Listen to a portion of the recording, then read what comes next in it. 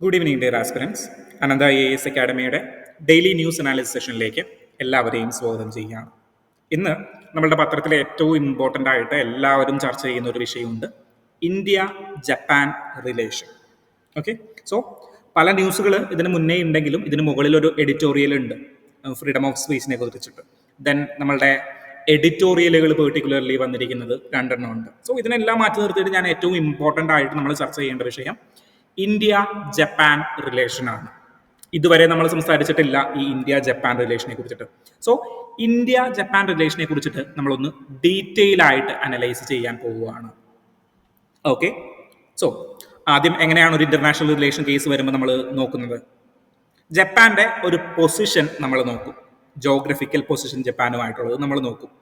Then ഇതുമായി ബന്ധപ്പെട്ട് 5 ഹെഡ്സിലേക്ക് നമ്മൾ നമ്മളുടെ ഇന്റർനാഷണൽ റിലേഷനെ ചുരുക്കി കൊണ്ടുവരാറുണ്ട്. ഏതൊക്കെയാണ് ഒരു ഹെഡ്? ഒന്ന് പൊളിറ്റിക്കൽ റിലേഷൻ, രണ്ടാമതോ economic relation, 3 defence or strategic relations, then socio cultural relation. പലപ്പോഴും പല രാജ്യങ്ങൾക്കും ഈ സോഷ്യോ കൾച്ചറൽ റിലേഷൻ ഒരൊറ്റ വാക്കിൽ അല്ലെങ്കിൽ ഒരൊറ്റ സെന്റൻസിൽ ഒതുക്കാൻ പറ്റുന്നതായിരിക്കും. ദെൻ ഉള്ളത് ഏതാണ്? ഇൻവെസ്റ്റ്മെന്റ് അല്ലെങ്കിൽ എക്കോളജി അല്ലെങ്കിൽ ടെക്നോളജിക്കൽ ഇൻവെസ്റ്റ്മെന്റുമായി ബന്ധപ്പെട്ട് ടെക്നോളജിക്കൽ റിലേഷൻസ് അല്ലെങ്കിൽ ഇൻവെസ്റ്റ്മെന്റ് റിലേഷനുമായി ബന്ധപ്പെട്ട്. ദെൻ ഞാൻ പറഞ്ഞിട്ടുണ്ട് ഇൻവെസ്റ്റ്മെന്റ് റിലേഷൻ നമുക്ക് വേണമെങ്കിൽ വീണ്ടും ഡിവൈഡ് ചെയ്യാം. പുതിയ കാലഘട്ടത്തിൽ നമ്മൾ എൻവിറോൺമെന്റൽ ഫ്രണ്ട്ലി സസ്റ്റൈനബിൾ ഡെവലപ്മെന്റിനൊക്കെ നിൽക്കുകയാണ്. സോ എനർജി റിലേഷൻസ്, അങ്ങനെ സസ്റ്റൈനബിൾ റിലേഷൻസ്, അങ്ങനെയൊക്കെ പറഞ്ഞിട്ട് നമുക്ക് ഇൻട്രസ്റ്റിംഗ് ആയിട്ടുള്ള ഹെഡിങ്ങുകളിൽ നമ്മളുടെ മെയിൻസ് ആൻസറുകളിലേക്ക് നമുക്ക് ഇതിനേക്ക് ഉൾപ്പെടുത്താനായിട്ട് സാധിക്കും. ഓക്കെ, സോ നമുക്ക് ഈ 5 ഹെഡിലും ഇന്ത്യ ജപ്പാൻ റിലേഷനെ ഒന്ന് ഐഡന്റിഫൈ ചെയ്യേണ്ടിയിരിക്കുന്നു. സോ എവിടെയാണ് ജപ്പാന്റെ ഒരു പൊസിഷൻ വരുന്നത്? ജപ്പാന്റെ പൊസിഷൻ എന്ന് പറയുമ്പോൾ ഇന്ത്യയുടെ ഈസ്റ്റേൺ സൈഡിലേക്കാണ്. ഓക്കെ, ചൈനയും കഴിഞ്ഞ് ചൈനയോട് തൊട്ടപ്പുറത്ത് കിടക്കുന്ന കൺട്രിയാണ് നമ്മളുടെ ജപ്പാൻ എന്ന് പറയുന്നത്. ഓക്കെ, സോ എന്താ ജപ്പാന്റെ പ്രത്യേകത? 2ാം ലോക മഹായുദ്ധ കാലഘട്ടത്തിൽ അവിടെ 2 ബോംബുകൾ ഇട്ടിട്ടുണ്ടായിരുന്നു, Fat Man and little boy. Little boy ആദ്യം ഇട്ടു ഓഗസ്റ്റ് 6-ാം തീയതി. ദെൻ ജപ്പാന്റെ കൊഴുപ്പ് മാറിയില്ല. സോ അമേരിക്ക ഫാറ്റ് ബോയ് എന്ന് പറയുന്ന ഒരു അണുബോംബ് കൂടിയിട്ട്, ന്യൂക്ലിയർ ബോംബ് കൂടിയിട്ട്, അറ്റോമിക് ബോംബ് കൂടിയിട്ട് അവിടെ ഇട്ടുകയുണ്ടായി. സോ അങ്ങനെ ഒരു ദുരിതത്തിൽ നിന്ന്, അങ്ങനെ ഒരു ഹിസ്റ്ററിയിൽ നിന്നാണ് ജപ്പാൻ കരകയറി വരുന്നത്. ജപ്പാൻ ഒരു ഡെവലപ്ഡ് കൺട്രിയാണ്. ഓക്കെ, ഇന്ത്യ ഒരു ഡെവലപ്പിംഗ് കൺട്രിയാണ്. സോ ആ തരത്തിലുള്ള ഒരു റിലേഷൻ കൂടിയിട്ട് ഇന്ത്യ ജപ്പാൻ റിലേഷനിലുണ്ട്. ജപ്പാന്റെ ഏറ്റവും അടുത്ത സുഹൃത്തുക്കളിൽ ഒരാളാണ് ഇന്ത്യ. എന്ത് പ്രശ്നം വന്നു കഴിഞ്ഞാലും ജപ്പാൻ ആദ്യം ഓടിയെത്തുന്നതും ഇന്ത്യ ആദ്യം ഓടിയെത്തുന്നതും ജപ്പാന്റെ തീരത്തേക്കായിരിക്കും. ഓക്കെ, സോ അത്രയും ബെസ്റ്റ് ഫ്രണ്ട്സ് എന്ന് പറയുന്ന ഒരു ഫ്രണ്ടാണ് നമ്മളുടെ ജപ്പാൻ. ഞാൻ പലപ്പോഴും നമ്മുടെ ക്ലാസ്സുകളിൽ ചില സമയങ്ങളിൽ എടുത്തെടുത്ത് പറഞ്ഞിട്ടുണ്ട്. അപ്പൊ നമുക്കൊന്ന് ഹിസ്റ്ററി നോക്കാം. ഹിസ്റ്ററി നോക്കുകയാണെങ്കിൽ ഇന്ത്യയുമായിട്ട് വളരെ അടുത്ത് കിടക്കുന്ന ഒരു കൺട്രിയാണ് ഈ ജപ്പാൻ എന്ന് പറയുന്നത്. 6-ാം നൂറ്റാണ്ട് മുതൽ ബുദ്ധിസത്തിന്റെ ഉത്ഭവ കാലഘട്ടം മുതൽ ഇന്ത്യയും ജപ്പാനുമായിട്ട് വളരെ അടുത്ത ബന്ധങ്ങളുണ്ട്. ബുദ്ധിസം, ഇന്ത്യയിൽ ഉത്ഭവിച്ച ബുദ്ധിസം ജപ്പാനിലേക്ക് പടർന്ന് പന്തലിക്കുന്നുണ്ട്. ദെൻ ബ്രിട്ടീഷുകാരുടെ കാലഘട്ടങ്ങളിലാണെങ്കിൽ 2ാം ലോക മഹായുദ്ധ കാലത്ത് നമ്മളുടെ ഇന്ത്യൻ നാഷണൽ ആർമി രൂപീകരിക്കുന്നത് എവിടെയാണ്? ജപ്പാനിൽ വെച്ചിട്ടാണ്. ജപ്പാനുമായി കൈകോർത്തുകൊണ്ട് ബ്രിട്ടീഷ് ഇന്ത്യയെ തകർക്കുന്നതിന് വേണ്ടിയിട്ട് സുഭാഷ് ചന്ദ്രബോസിന്റെ നേതൃത്വത്തിലൊക്കെ, ഉദ്ധം സിംഗിന്റെ നേതൃത്വത്തിലൊക്കെ എന്ത് ഫോം ചെയ്തു? ഇന്ത്യൻ നാഷണൽ ആർമി ഫോം ചെയ്തിട്ടുണ്ടായിരുന്നു. ഓക്കെ, സോ ഇതിന്റെ എല്ലാം ബേസിസുകൾ നടക്കുന്നത് ഈ ജപ്പാന്റെ മടിത്തട്ടിൽ നിന്നാണ്. ഓക്കെ, ദെൻ 1946 ജപ്പാനില് 2 ബോംബുകൾ വർഷിക്കുകയുണ്ടായി. ഞാൻ പറഞ്ഞു, ലിറ്റിൽ ബോയ് ആൻഡ് ഫാറ്റ്മാൻ എന്ന് പറഞ്ഞ 2 ബോംബുകൾ വർഷിക്കുന്നു. ജപ്പാൻ ആകെ തകർന്ന് തരിപ്പണമായിരിക്കുന്നു. പക്ഷേ ഇന്ത്യ അന്ന് ജപ്പാനോട് ഒരു ഫ്രണ്ട്ലി റിലേഷനാണ് നമ്മൾ കീപ്പ് ചെയ്തുകൊണ്ടിരുന്നത്. 1949 നമ്മളുടെ ജവഹർലാൽ നെഹ്റു ഇവിടുന്ന് ആനയെ കയറ്റി അയക്കുന്നുണ്ട് ജപ്പാനിലെ സൂവിലേക്ക് വേണ്ടിയിട്ട്. സോ ജപ്പാനിലെ കുട്ടികൾ ഒരു കത്തെഴുതി, പ്രിയപ്പെട്ട നെഹ്റുജി, ഞങ്ങൾ ഇവിടുത്തെ പിഗ്സിനെയും ബാക്കിയുള്ള മൃഗങ്ങളെയൊക്കെ കണ്ടു മടുത്തു, ഞങ്ങൾക്ക് വലിയ ജൈജാന്റിക് ആയിട്ടുള്ളൊരു മൃഗത്തെ കാണണം എന്ന് പറഞ്ഞിട്ടൊരു കുറേ കുട്ടികൾ കത്തെഴുതി. സോ നെഹ്റുവിന് തോന്നി നമ്മളുടെ ഒരു റിലേഷൻ പുതുക്കുന്നതിന് വേണ്ടി, അല്ലെങ്കിൽ നമ്മളൊരു റിലേഷൻ ഊട്ടി ഉറപ്പിക്കുന്നതിന് വേണ്ടിയിട്ട് ഞാനൊരു സോഫ്റ്റ് പവർ യൂസ് ചെയ്യുകയാണ്. എന്താണ്? നമ്മൾ ഇവിടെ നിന്ന് ഒരു ആനയെ കയറ്റി അയച്ചു. ആനയുടെ പേര് ഇന്ദിര എന്നാണ്. അദ്ദേഹത്തിന്റെ മകളുടെ പേര് തന്നെയാണ് ആ ആനയ്ക്ക് വിട്ടുകൊടുത്തത്. ഓക്കെ, സോ ആ ആന മരിക്കുന്നത് വരെ ഈ ഒരു കഥ ജപ്പാനിൽ ഇങ്ങനെ പാടിക്കൊണ്ടിരുന്നു. സോ അത്രയും തുടക്ക കാലഘട്ടത്തിൽ മുതൽ അത്രയും ബന്ധമുള്ളൊരു രാജ്യമാണെന്ന് കാണിക്കാൻ വേണ്ടിയിട്ടാണ് ഞാൻ ഈ ഒരു കഥ നിങ്ങളോട് പറഞ്ഞത്. ഓക്കെ, ദെൻ 1951 ഏഷ്യൻ ഗെയിംസ് നടക്കുകയാണ്. നെഹ്റു വിളിച്ചു. ഇന്ത്യയിലാണ് ഏഷ്യൻ ഗെയിംസ് നടന്നത്. നെഹ്റു വിളിച്ചിട്ട് പറഞ്ഞു, ജപ്പാൻ വരട്ടെ, ജപ്പാൻ വന്നിട്ട് നമ്മുടെ ഏഷ്യൻ ഗെയിംസിൽ കളിക്കട്ടെ, ഒരു കുഴപ്പമില്ല. നിങ്ങൾ രണ്ടാം ലോക മഹായുദ്ധത്തിൽ എന്തൊക്കെ പ്രശ്നങ്ങൾ ഉണ്ടായി അതിൽ നിന്നൊക്കെ നമുക്ക് പുറത്തു വരാം, ഒരു കുഴപ്പവുമില്ല, ഏഷ്യൻ ഗെയിംസ് കളിക്കും. സോ സോഫ്റ്റ് പവേഴ്സ് യൂസ് ചെയ്തുകൊണ്ട്, നമ്മൾ മോദിനെ കുറിച്ചിട്ടൊക്കെ പറയും, സോഫ്റ്റ് പവേഴ്സ് യൂസ് ചെയ്തുകൊണ്ട് ഡിപ്ലോമാറ്റിക് റിലേഷനുകൾ മേക്ക് ചെയ്യുന്ന ഒരാളാണ്. സോ അതിന് മുന്നൊക്കെ ജപ്പാനൊക്കെ ആയിട്ട് അത്രയും സോഫ്റ്റ് പവേഴ്സ്, ഇപ്പോൾ ആനയെ കയറ്റി അയക്കുന്നു, ഇന്ദിര എന്ന് പറയുന്ന ആനയെ കയറ്റി അയക്കുന്നു, ഏഷ്യൻ ഗെയിംസിലേക്ക് ജപ്പാനെ വിളിച്ചുകൊണ്ട് വരികയാണ്. സോ ഇങ്ങനെയുള്ള നടപടികളൊക്കെ നെഹ്റുവും ചെയ്തിട്ടുണ്ട്. ഓക്കെ, സോ നമ്മൾ എന്താ ചെയ്തേ, 51 ഏഷ്യൻ ഗെയിംസിലേക്ക് നമ്മൾ ഇൻട്രൊഡ്യൂസ് ചെയ്തു. ദെൻ നമ്മളൊരു നോൺ അലൈൻമെന്റ് തിയറിയാണ്, നോൺ അലൈൻമെന്റ് മൂവ്മെന്റ് ആണ്, ചേരി ചേരാ പ്രസ്ഥാനമാണ് 55-56 കാലഘട്ടങ്ങളിൽ ഇൻട്രൊഡ്യൂസ് ചെയ്തത്. പക്ഷേ ജപ്പാൻ ആ ഒരു നിലപാട് സ്വീകരിക്കാനായിട്ട് പറ്റില്ല. കാരണം എന്താണ്, രണ്ടാം ലോക മഹായുദ്ധത്തിന്റെ അവശിഷ്ടങ്ങൾ അവരുടെ മേലിൽ കിടപ്പുണ്ട്. സോ ജപ്പാൻ ഒരു US സെന്റേർഡ് ആയിട്ടുള്ള ഒരു അപ്രോച്ചാണ് പിടിച്ചുകൊണ്ടിരുന്നത്. ഓക്കെ, എന്നാലും ഇന്ത്യയുമായിട്ട് നല്ല ബന്ധം തന്നെയാണ് ജപ്പാൻ സമീപിച്ചുകൊണ്ടിരുന്നത്. അതായത് ഇന്ത്യയുമായിട്ട് ഏറ്റവും അടുത്ത സുഹൃത്തുക്കളുള്ള ഒരു പീരീഡ് ആയിരുന്നു ജപ്പാന്റെ ഒരു കാലഘട്ടം എന്ന് പറഞ്ഞു കഴിഞ്ഞാൽ. ഓക്കെ, ദെൻ ജപ്പാന്റെ ഈ ഒരു കാലഘട്ടം എൻഡ് ചെയ്യുന്നത്, അല്ലെങ്കിൽ ഇന്ത്യൻ റിലേഷനിൽ ചില വിള്ളലുകൾ വരുന്നത് ഒറ്റ കാര്യത്തിലാണ്. 1998 പൊക്രാനിൽ ഇന്ത്യ രണ്ടാമത്തെ ആണവ പരീക്ഷണം നടന്നു. ജപ്പാൻ നിശിതമായിട്ട് ഇന്ത്യയെ വിമർശിച്ചു. ജപ്പാൻ പറഞ്ഞു, മകളെ, ഇന്ത്യയെ നമ്മ തമ്മിൽ പല ബന്ധങ്ങളും ഉണ്ടാവും, പക്ഷേ ന്യൂക്ലിയർ വെപ്പൺസിന്റെ കാര്യത്തിൽ ഞങ്ങൾ ഇടയും. കാരണം എന്താണ്, ഞങ്ങൾ അത് അനുഭവിച്ചവരാണ്. സോ ഞങ്ങൾ ഇവിടെ ഇടയുകയാണ്. ജപ്പാൻ സാങ്ഷൻസ് അടിച്ചു തന്നു, ഇന്ത്യക്ക് മേലെ ശക്തമായിട്ടുള്ള സാങ്ഷൻസ് അടിച്ചു തന്നു, എക്കോണമിക് സാങ്ഷൻസ് അടിച്ചു തന്നു. ഇന്ത്യൻ കയറ്റുമതി ജപ്പാനിലേക്കുള്ളത് കുറഞ്ഞു, ഇന്ത്യയുടെ തിരുവകൾ വർദ്ധിപ്പിച്ചു. സോ ഒരു ഇന്ത്യയും ജപ്പാനും തമ്മിലുള്ള ഒരു ബന്ധം ഉലയുന്നത് ഈ ഒരു എക്കോണമിക് സാങ്ഷൻ, അല്ലെങ്കിൽ ഈ ഒരു വേൾഡ് നമ്മളുടെ ന്യൂക്ലിയർ വെപ്പൺസ് പൊക്രാനിൽ നടത്തിയ ന്യൂക്ലിയർ ടെസ്റ്റിന്റെ ഭാഗമായിട്ടാണ്. ഓക്കെ, സോ അതുവരെ കൃത്യമായിട്ടുള്ളൊരു ബന്ധമായിരുന്നു നമ്മൾ തമ്മിൽ ഉണ്ടായിരുന്നത്. ദെൻ അതിനുശേഷം 21st സെഞ്ചുറിയിലേക്ക് കടന്നു കഴിഞ്ഞപ്പോഴേക്കും നമ്മൾ എന്താണ്, special strategic and global partnership ഒപ്പിട്ടു. ഓക്കെ, സോ ഒരു 2001, 2004 കാലഘട്ടങ്ങളിലായപ്പോഴേക്കും, പെർട്ടിക്കുലർലി പറയുകയാണെങ്കിൽ നമ്മളുടെ AB വാജ്പേയിയുടെ കാലമൊക്കെ കഴിയാറായി കഴിഞ്ഞപ്പോഴേക്കുമാണ് നമ്മൾ ഈ സ്പെഷ്യൽ പാർട്ട്ണർഷിപ്പ് അല്ലെങ്കിൽ സ്ട്രാറ്റജിക് പാർട്ട്ണറാണ് നമ്മളുടെ ജപ്പാൻ ഇത് നമ്മൾ അലൈൻ ചെയ്യുന്നത്. ഓക്കെ, സോ 1949 മുതൽ കൃത്യമായിട്ടൊരു ബന്ധം ഉണ്ടായിരുന്നു. ഈ ബന്ധം എവിടെ വെച്ചാൽ ഉടഞ്ഞ, ഈ ബന്ധം നമ്മളുടെ പൊക്രാനിൽ ടെസ്റ്റ് നടത്തിയപ്പോഴാണ് ഉടഞ്ഞിട്ടുണ്ടായിരുന്നത്. ഓക്കെ, ദെൻ അത് അധികകാലമൊന്നും ആ സാങ്ഷനുകളൊന്നും നീണ്ടു നിന്നില്ല. ഇന്ത്യ അവരുടെ ആവശ്യം വ്യക്തമായിട്ട് പറഞ്ഞു. ഞങ്ങളൊരു ഡെമോക്രാറ്റിക് മെച്ചൂർഡ് ഡെമോക്രസിയാണ്, ഞങ്ങൾ എടുത്തുപയോഗിക്കുകയൊന്നുമില്ല, ഞങ്ങളിതൊരു സേഫ്റ്റിക്ക് വേണ്ടി വെച്ചിരിക്കുകയാണ്, ഞങ്ങൾ ആദ്യം ഉപയോഗിക്കത്തില്ല എന്നൊരു ഉറപ്പൊക്കെ കൊടുത്തു കഴിഞ്ഞപ്പോഴേക്കും അവർ പറഞ്ഞു അങ്ങനെയാണെങ്കിൽ ഓക്കെ. ദെൻ ബന്ധം വീണ്ടും ശരിയായി വന്നു. ദെൻ ഒരു 2002-2003 കാലഘട്ടങ്ങളിലൊക്കെ ആയപ്പോഴേക്കും special strategic and global partnership, which means strategic partnership നമ്മൾ ഒപ്പിട്ടു. ഓക്കെ, സ്ട്രാറ്റജിക് പാർട്ട്ണർഷിപ്പ് നമ്മൾ ഒപ്പിട്ടു. ദെൻ ജപ്പാനുമായിട്ട് നമ്മൾ 2011 കോംപ്രഹെൻസീവ് എക്കോണമിക് പാർട്ട്ണർഷിപ്പ് നമ്മൾ ഒപ്പിട്ടു. എന്താണ് 2011 കോംപ്രഹെൻസീവ് എക്കോണമിക് പാർട്ട്ണർഷിപ്പ് നമ്മൾ ഒപ്പിട്ടു. നമ്മൾ അതിലേക്ക് ഡീറ്റെയിൽ ആയിട്ട് വരും. ഓക്കെ, സോ ഈ ഒരു നാൾ വഴി മനസ്സിലായല്ലോ. ദെൻ എന്താണ്, ദെൻ മോദിജി അധികാരത്തിൽ വന്നപ്പോഴേക്കും ഷിൻസോ ആബെ ആയിട്ട് മോദിജിക്ക് അടുത്ത ബന്ധമാണ്. ഏറ്റവും അടുത്ത ഫ്രണ്ടായിരുന്നു മോദിജിയുടെ ഷിൻസോ ആബെ. അദ്ദേഹം വെടിയേറ്റാണ് മരിച്ചത്. അദ്ദേഹത്തിനെ ഒരു ജപ്പാൻ പൗരൻ തന്നെ വെടിയുതിർക്കുകയും അദ്ദേഹം മരിച്ചു പോവുകയും ചെയ്യും. സോ മോദിജി കാണാൻ പോയിട്ടുണ്ടായിരുന്നു അദ്ദേഹത്തെ. സോ ഇന്ത്യയിൽ വളരെയേറെ വിഷമം ഉണ്ടാക്കിയ ഒരു കാലഘട്ടമായിരുന്നു ഷിൻസോ ആബെയുടെ മരണം.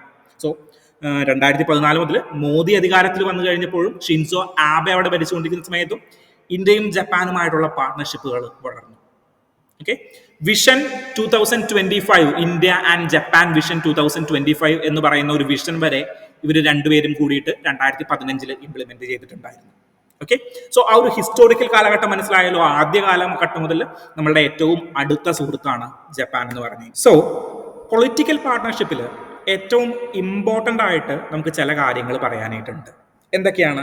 ഇന്ത്യയും ജപ്പാനും ഡെമോക്രസിയെ ഫോക്കസ് ചെയ്യുന്ന കൺട്രീസാണ്. ദെൻ ഏറ്റവും ഇമ്പോർട്ടൻ്റ് ആയിട്ട് നമ്മൾ പറയേണ്ടത് ക്വാഡിലാറ്ററൽ അലയൻസിനെ കുറിച്ചിട്ടാണ്. ഓക്കെ, ക്വാഡിലാറ്ററൽ അലയൻസ് അല്ലെങ്കിൽ quad, India, USA, Japan and Australia അടങ്ങുന്ന 4 കൺട്രീസിനെ ചേർത്ത് നിർത്തിക്കൊണ്ട് ക്വാഡിലാറ്ററൽ അലയൻസ്. സോ ഇന്ത്യയും ജപ്പാനും ക്വാഡിലാറ്ററൽ അലയൻസിന്റെ ഒരു ഇമ്പോർട്ടൻ്റ് ആയിട്ടുള്ള ഒരു പാർട്ടാണ്. ദെൻ വേറെ എന്താണ്? യുണൈറ്റഡ് നേഷൻസ് സെക്യൂരിറ്റി കൗൺസിലിലെ പെർമനന്റ് മെമ്പർ സ്ഥാനത്തേക്ക് ഇന്ത്യയെ കൂടി പരിഗണിക്കണം എന്ന് പറയുന്ന ആവശ്യം ജപ്പാനും പിന്താങ്ങുന്നുണ്ട്. ജപ്പാനും ബ്രസീൽ അടക്കമുള്ള പല രാജ്യങ്ങളും ഇതിനെ പിന്താങ്ങുന്നുണ്ട്. സോ ദെൻ വേറെ എന്തൊക്കെ നോക്കുകയാണ്? സാർക്ക് അസോസിയേഷനിൽ ഇന്ത്യയും ജപ്പാനും കൈകോർക്കുന്നുണ്ട്. സോ ഈ പസഫിക് ഓഷ്യനിലും ഇന്ത്യൻ ഓഷ്യനിലും ആയിട്ട് ഇൻഡോ പസഫിക് റീജിയനുകളിൽ ഒരു മാരിടൈം ഡിഫൻസ് സെക്യൂരിറ്റി ക്രിയേറ്റ് ചെയ്യുന്നതിന് വേണ്ടിയിട്ട്, അല്ലെങ്കിൽ നെറ്റ് സർവീസ് പ്രൊവൈഡർ ആകാനായിട്ടുള്ള ഇന്ത്യയുടെ ലക്ഷ്യത്തിന് വേണ്ടിയിട്ട് പൊളിറ്റിക്കലി സപ്പോർട്ട് ചെയ്യുന്ന ഒരു ടീം ആരാണ്? നമ്മളുടെ ജപ്പാനാണ്. ഓക്കെ, സോ ഇതെല്ലാമാണ് നമ്മൾ പൊളിറ്റിക്കൽ റിലേഷനിൽ പറയാനായിട്ടുള്ളത്. ഓക്കെ, ദെൻ എക്കോണമിക് പാർട്ട്ണർഷിപ്പ് അല്ലെങ്കിൽ എക്കോണമിക് റിലേഷൻ, നമ്മൾ രണ്ടാമത്തെ റിലേഷനിലേക്ക് അടുക്കുകയാണ്. സോ അപ്പോൾ ഞാൻ പറഞ്ഞു 2011 കോംപ്രഹെൻസീവ് എക്കോണമിക് പാർട്ട്ണർഷിപ്പ് എഗ്രിമെന്റ് നമ്മൾ ആരായിട്ട് കീപ്പ് ചെയ്തു? നമ്മൾ ജപ്പാനുമായിട്ട് comprehensive economic partnership agreement keep ചെയ്തു. അതായത് ഫ്രീ ട്രേഡ് എഗ്രിമെന്റ് ആണ്. 90% ഓഫ് ജപ്പാനീസ് എക്സ്പോർട്സിനും ഫ്രീ ടാരിഫോട് കൂടിയിട്ട് നമ്മളുടെ ഇടയിൽ വിൽക്കാനായിട്ട് സാധിക്കും. പക്ഷേ ജപ്പാൻ എന്ന് പറയുന്നത് ഇന്ത്യയുടെ ആദ്യ 10 പെടുന്ന ഒരു ട്രേഡിംഗ് പാർട്ണർ ഒന്നും അല്ല. അതെന്തുകൊണ്ടാണ്? അതായത് നമ്മളൊരു ഫ്രീ ട്രേഡ് എഗ്രിമെന്റ് വെച്ചിട്ടും ഇന്ത്യയും ജപ്പാനും തമ്മിലുള്ള ഒരു പാർട്ട്ണർഷിപ്പ്, അല്ലെങ്കിൽ ഇന്ത്യയും ജപ്പാനും തമ്മിലുള്ള ഒരു എക്സ്പോർട്ട് ആദ്യ 10 പോലും വരാത്തത് കാരണം എന്താണെന്ന് വെച്ച് കഴിഞ്ഞാൽ ജപ്പാൻ ഒരു ഡെവലപ്ഡ് കൺട്രീസ് ആണ്. ഓക്കെ, സോ അവർ കൂടുതൽ റെസ്ട്രിക്ഷനുകൾ ഇൻക്ലൂഡിങ് ട്രേഡ് ബാരിയേഴ്സ് അല്ലെങ്കിൽ സാങ്ഷനുകൾ അടിച്ചു കൊടുക്കാറുണ്ട്. ഓക്കെ, അവർ കൃത്യമായിട്ട് നമ്മൾ ഇവിടെ നിന്ന് എക്സ്പോർട്ട് ചെയ്യുന്ന ഫോർ എക്സാമ്പിൾ ഒരു ഫുഡ് പ്രൊഡക്റ്റ് ആണ്, അല്ലെങ്കിൽ ഒരു ഫിഷ് ആണ്, അല്ലെങ്കിൽ ഫാർമസ്യൂട്ടിക്കൽസ് ആണ്, ഇതിനെല്ലാം കൃത്യമായിട്ടുള്ള ക്രൈറ്റീരിയാസ് വെക്കും. ആ ക്രൈറ്റീരിയാസ് എല്ലാം ഫോളോ ചെയ്ത് കഴിഞ്ഞാൽ മാത്രമേ അവിടേക്ക് നമുക്ക് കയറ്റി വിടാനായിട്ട് പറ്റുകയുള്ളൂ. Sanitary and phyto sanitary measures അവർ സ്ട്രിഞ്ചന്റ് ആയിട്ട് ഫോളോ ചെയ്യുന്നുണ്ട്. അത് കാരണം നമ്മളുടെ മീറ്റ് എക്സ്പോർട്ട് ചെയ്യുമ്പോൾ, ഷ്രിംസ് എക്സ്പോർട്ട് ചെയ്യുമ്പോൾ, വിച്ച് മീൻസ് പാക്കേജിങ് കണ്ടന്റുകളിൽ പോലും എത്ര ശതമാനം പ്ലാസ്റ്റിക് വേണം, ദെൻ പാക്കേജ് യൂസ് ചെയ്തിരിക്കുന്ന ഇതിന്റെ ക്വാളിറ്റി, ഇതെല്ലാം ഇവർ അഷ്യൂർ ചെയ്യുന്ന കാര്യങ്ങളാണ്. പലപ്പോഴും ഇന്ത്യ ഇതിനെല്ലാം അഷ്യൂർ ചെയ്ത് കഴിഞ്ഞ് കഴിഞ്ഞാൽ നമുക്ക് അങ്ങടേക്കുള്ള എക്സ്പോർട്ടിങ്, അല്ലെങ്കിൽ പാക്കേജിങ്ങിലുള്ള പ്ലാസ്റ്റിക്കിന്റെ അളവ്, അല്ലെങ്കിൽ നമ്മളിപ്പോൾ ഷ്രിമ്പ് കട്ട് ചെയ്ത് കഴിയുമ്പോൾ ഇത്ര അളവിലായിരിക്കണം, ദെൻ അത് ഇത്ര ദിവസത്തിനുള്ളിൽ ഇങ്ങനെ പാക്കേജ് ചെയ്തിരിക്കണം. സോ ഇതിനെല്ലാം കൃത്യമായിട്ടൊരു സ്റ്റാൻഡേർഡ് ഓപ്പറേറ്റിംഗ് പ്രൊസീജിയേഴ്സ് എവിടെയുണ്ട്? ജപ്പാനിലുണ്ട്. സോ ഇങ്ങനെ ഫോളോ ചെയ്യുന്നവർക്ക് മാത്രമേ ജപ്പാനിലേക്ക് കയറ്റി അയക്കാനായിട്ട് പറ്റത്തുള്ളൂ. സോ അവരുടെ ബാരിയേഴ്സ് അല്ലെങ്കിൽ റെസ്ട്രിക്ഷൻസ് കുറച്ച് കൂടുതലാണ്. അതുകൊണ്ടാണ് ഇന്ത്യയിൽ നിന്ന് ഒരുപാട് എക്സ്പോർട്ടുകൾ ഇങ്ങടേക്ക് പോകാത്തത്, നമ്മളുടെ ജപ്പാനിലേക്ക് പോകാത്തത്. ഓക്കെ, സോ ഇന്ത്യയുമായിട്ട് അടുത്ത ബന്ധമുള്ള കൺട്രിയാണ്. ദെൻ ഇന്ത്യയുമായിട്ട് 12ാം സ്ഥാനത്ത് മാത്രമാണ്, 11-12 സ്ഥാനത്ത് മാത്രമാണ് നമ്മളുടെ എക്കോണമിക് റിലേഷനിൽ അല്ലെങ്കിൽ ട്രേഡ് റിലേഷനിൽ നമ്മളുടെ ജപ്പാൻ നിലനിൽക്കുന്നുള്ളൂ. ഓക്കെ, എക്കോണമിക് റിലേഷൻ പറയുമ്പോൾ നമ്മൾ ഏറ്റവും ഇമ്പോർട്ടൻ്റ് ആയിട്ട് പറയേണ്ടത് ഇൻവെസ്റ്റ്മെന്റുകളെ കുറിച്ചിട്ടാണ്. ജപ്പാനാണ് ഇന്ത്യയുടെ ഹ്യൂജ് ഇൻവെസ്റ്റ്മെന്റുകൾ. നിങ്ങളൊന്ന് ഓർത്ത് നോക്കിയേ, ഹോണ്ട, ടൊയോട്ട, യമഹ, ഇതുപോലെയുള്ള കമ്പനീസ് എല്ലാം എവിടെയാണ് ഒറിജിനേറ്റ് ചെയ്തിരിക്കുന്നത്? ജപ്പാൻ കമ്പനീസ് ആണ്. യമഹ ആയി കഴിഞ്ഞാലും, ഹോണ്ട ആയി കഴിഞ്ഞാലും, ദെൻ വേറെ ഏതാണ്? ടൊയോട്ടോ അല്ലല്ലോ, ടൊയോട്ടോ എന്ന് പറയുന്ന കമ്പനി ജപ്പാൻ ഒറിജിൻ ആണ്. മനസ്സിലായോ? സോ ജപ്പാനാണ് ഒരുപാട് കമ്പനീസ് ഇന്ത്യയിൽ നിൽക്കുന്ന ഇലക്ട്രോണിക് പ്രൊഡക്ട്സിന്റെ, അതായത് പണ്ട് ജപ്പാൻ ടി വി ഒക്കെ ആയിരുന്നു നമ്മൾ ഏറ്റവും കൂടുതൽ യൂട്ടിലൈസ് ചെയ്തിട്ടുണ്ടായിരുന്നത്. ഓക്കെ, സോ ഇന്ത്യൻ ഇലക്ട്രോണിക്സിന്റെ ഭൂരിഭാഗവും ജപ്പാൻ ഒറിജിൻ ആയിരുന്നു. ഇന്ത്യൻ മെഷീനറീസിന്റെ, ഇന്ത്യൻ മെഷീനറി, മറ്റേ ക്യാപിറ്റൽ ഗുഡ്സിന്റെ എല്ലാം ഒരു മേജർ തുടക്കം കുറിച്ചത് ജപ്പാനിൽ നിന്ന് തന്നെയായിരുന്നു. ഓക്കെ, സോ ഹ്യൂജ് ഇൻവെസ്റ്റ്മെന്റുകളാണ് ആ ഒരു കാര്യം നോക്കിക്കഴിഞ്ഞ് കഴിഞ്ഞാൽ ജപ്പാൻ ഇന്ത്യയിൽ നടത്തുന്നത്. ഓക്കെ, ജപ്പാൻ ഇന്ത്യയിൽ നടത്തുന്നത് ഹ്യൂജ് ഇൻവെസ്റ്റ്മെന്റുകളാണ്. ഓക്കെ, ഇൻവെസ്റ്റ്മെന്റിന്റെ കാര്യത്തിലാണ് ജപ്പാനിലെ ഏറ്റവും ഇമ്പോർട്ടന്റ് ആയിട്ട് നമ്മൾ എന്ത് പറയുന്നത്, എക്കോണമിക് പാർട്ണർഷിപ്പിൽ നമ്മൾ പറയേണ്ടത്. രണ്ടാമത്തെ മേജർ ചേഞ്ച് എന്ന് പറയുന്നത് കറൻസി സ്വാപ്പ് ആണ്. എന്താണ് ഈ കറൻസി സ്വാപ്പ് എന്ന് പറഞ്ഞു കഴിഞ്ഞാൽ? കറൻസി സ്വാപ്പ് എന്ന് പറഞ്ഞു കഴിഞ്ഞാൽ നമ്മൾ ഇന്റർനാഷണൽ ട്രാൻസാക്ഷനുകൾ നടത്തുന്നത് എങ്ങനെയാണ്? അതായത് ഞാൻ അമേരിക്കയിൽ നിന്ന് അല്ലെങ്കിൽ അമേരിക്കയിലുള്ള ഒരു സായിപ്പ് എൻ്റെ കയ്യിൽ നിന്ന് ഒരു സാധനം വാങ്ങുകയാണ്. ഫോർ എക്സാമ്പിൾ, ഞാനൊരു ഇലക്ട്രോണിക്സ് എക്യുപ്മെന്റ് വിൽക്കുന്ന ഒരാളാണ്, ഇന്റർനാഷണൽ എക്സ്പോർട്ടാണ്. സോ എങ്ങനെയാണ് അവർ സാധനം വാങ്ങുന്നത്? ഡോളറിലായിരിക്കും എനിക്ക് പേ ചെയ്യുന്നത്. അതുകൊണ്ടാണ് നമ്മളുടെ കറൻസീസ് എല്ലാം ഡോളറിൽ മെൻഷൻ ചെയ്തിരിക്കുന്നത്. അതിനെ എന്ത് പേരാണ് നമ്മൾ അതിനെ പറയുന്നത്? അതിനെ വിളിക്കുന്ന പേരാണ് കറൻസി എക്സ്ചേഞ്ച് റേറ്റ്, അല്ലേ? സോ ഡോളറിലാണ് അതെല്ലാം നടക്കുന്നത്. മോസ്റ്റ് ഓഫ് ദ കേസസ് ഡോളറിലാണ് നടക്കുന്നത്. പക്ഷേ ഡോളറിൽ മാത്രമേ നടക്കുള്ളൂ എന്നുണ്ടോ? ഇല്ല. ഇപ്പോൾ ജപ്പാനുമായിട്ടുള്ള ട്രാൻസാക്ഷനുകളെല്ലാം വേണമെങ്കിൽ നമുക്ക് യെന്നിൽ നടത്താം, ജാപ്പനീസ് യെന്നിൽ നടത്താം. അല്ലെങ്കിൽ റഷ്യയുമായിട്ട് ഉള്ള ട്രാൻസാക്ഷൻ റഷ്യൻ റൂബിൾസിൽ നമുക്ക് നടത്താം. ദെൻ പൗണ്ടിൽ നടത്താം. ഡോളർ അവിടെ ആവശ്യമാണെന്നില്ല.